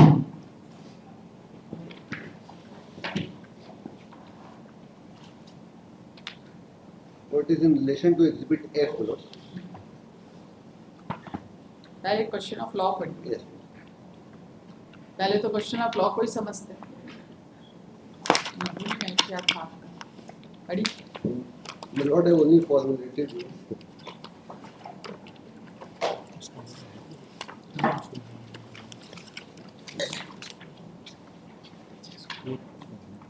हम लौटा। Yes. उनको लौटा। Whether the judgment of the learned court below is vitiated for irrelevant consideration of Exhibit F, which is certified copy of sale deed dated 10/1/1947, from which it is evident that khata number mentioned in the sale deed is 122 and the suit khata is 121, and therefore the findings of the court in relation to Exhibit F are permanent. उसमें खाता number कितना लिखा हुआ है? इस पे खाता number में नोट लिखा हुआ है 122 एग्जिबिट एफ में। एग्जिबिट एफ में। तो आपका कहना ये है कि इसको कंसीडर ही नहीं करना चाहिए? नहीं, हम मेरा कहना है कि जो बेसिक प्लेंटिफ का केस है, they are claiming right title interest on the ground that the ex landlord was Kalawati Kunwar. She granted a settlement in the year 1947 to one Chaman Badi, and from Chaman Badi, the plaintiffs are claiming to sale deed. So initial document is that settlement of the year 1947. So the only ground we have taken is that settlement जो 1947 में हुआ, that was in relation to खाता number 122, and the suit plot for which the suit have been filed is खाता number 121. Because चमन बड़ी को जब 122 settle हुआ, लेकिन जो सेल डीड हुआ चमन बड़ी जो सेल डीड किए 83 में प्लेंटिफ लोग को, उस पे 121 है, और इसीलिए 121 का सूट आ गया।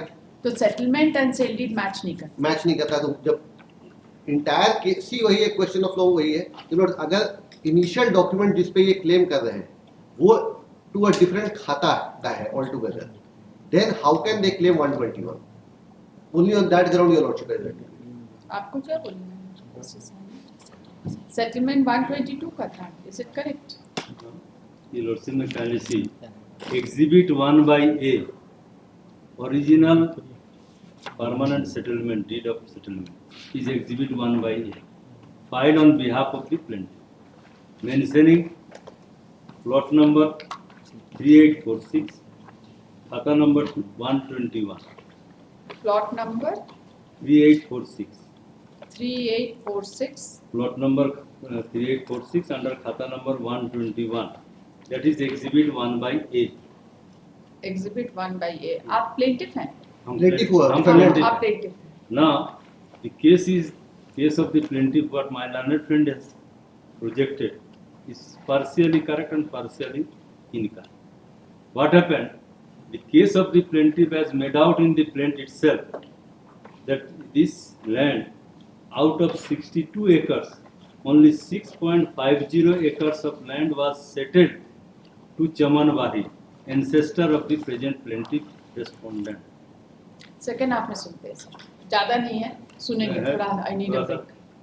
थोड़ा सा तो है। हाँ. कल Second भी आप. रख सकते हैं। नहीं कल. Second आप में नहीं छोटा सा मैटर दो इसको तीन करेंगे. केस और नहीं 2-3 केस नहीं. ये तो पाठक हो गया ना. पाठक हो गया। आप लोग को बांध दिया. आप लोग कहीं जा नहीं सिर्फ सकते. बंधाना नहीं चाहते थे। नहीं बंद करेंगे. कल फर्स्ट नहीं हम भी थोड़ा सा देख के आएंगे इसीलिए हम अभी उठ रहे थे. 10 मिनट हम देखेंगे उसमें इत्मीनान से. दोनों को मैंने जस्ट 2 मिनट क्योंकि हुजूर को सुविधा हो जाएगा। लोअर कोर्ट का रिकॉर्ड भी आया हुआ। हाँ. एग्जिबिट 1 by A के बेसिस पर सूट डिसाइड हो गया। They did not file any document with regard to that what they are alleging. Now during the pendency of the appeal, they brought on record by way of additional evidence or anything which I went from the appellate court judgment, and it has been recorded by the appellate court that during the pendency of the appeal, one exhibit F, which they have claimed that it is the certified copy of the original, and that document is already on record, which mentions Khata number 122. But I will point out from both the documents comparatively read by us, all of us. Then your lordship, I will point out what is the discrepancy. Number 1. Number 2, if the Khata number was erroneous, my learned friend says that I am claiming on the basis of a title deed. It is not a fact. I am claiming through inheritance, one share, another share. He left by 3 sons, 4 sons. दूसरा आप चमनबाड़ी जो है उसका 4 बेटा था, उसमें से एक मर गए तो 3 रह गए। तो एक मेरा पिताजी और दूसरा जो मेरा चाचा है वो भी रजिस्टर्ड सेल डीड से वो सेल डीड वो उनका शेयर हम परचेज किए तो पार्ट है 3.25 acres is the suit land, out of which 1.62 and half. So you want to say there is no dispute regarding identity of the number property. 1. Number 2, whether the corollary question may arise, whether this new plea which they intend to introduce in the appellate stage without any pleading in this regard, in the written statement, I will show from the We'll written see. statement. Therefore, plain and written statement. Yes, को both बड़े are ध्यान से required to be देखना. read. Both We'll are see. required to be read. ठीक. And in consonance with the evidence ठीक. in this regard.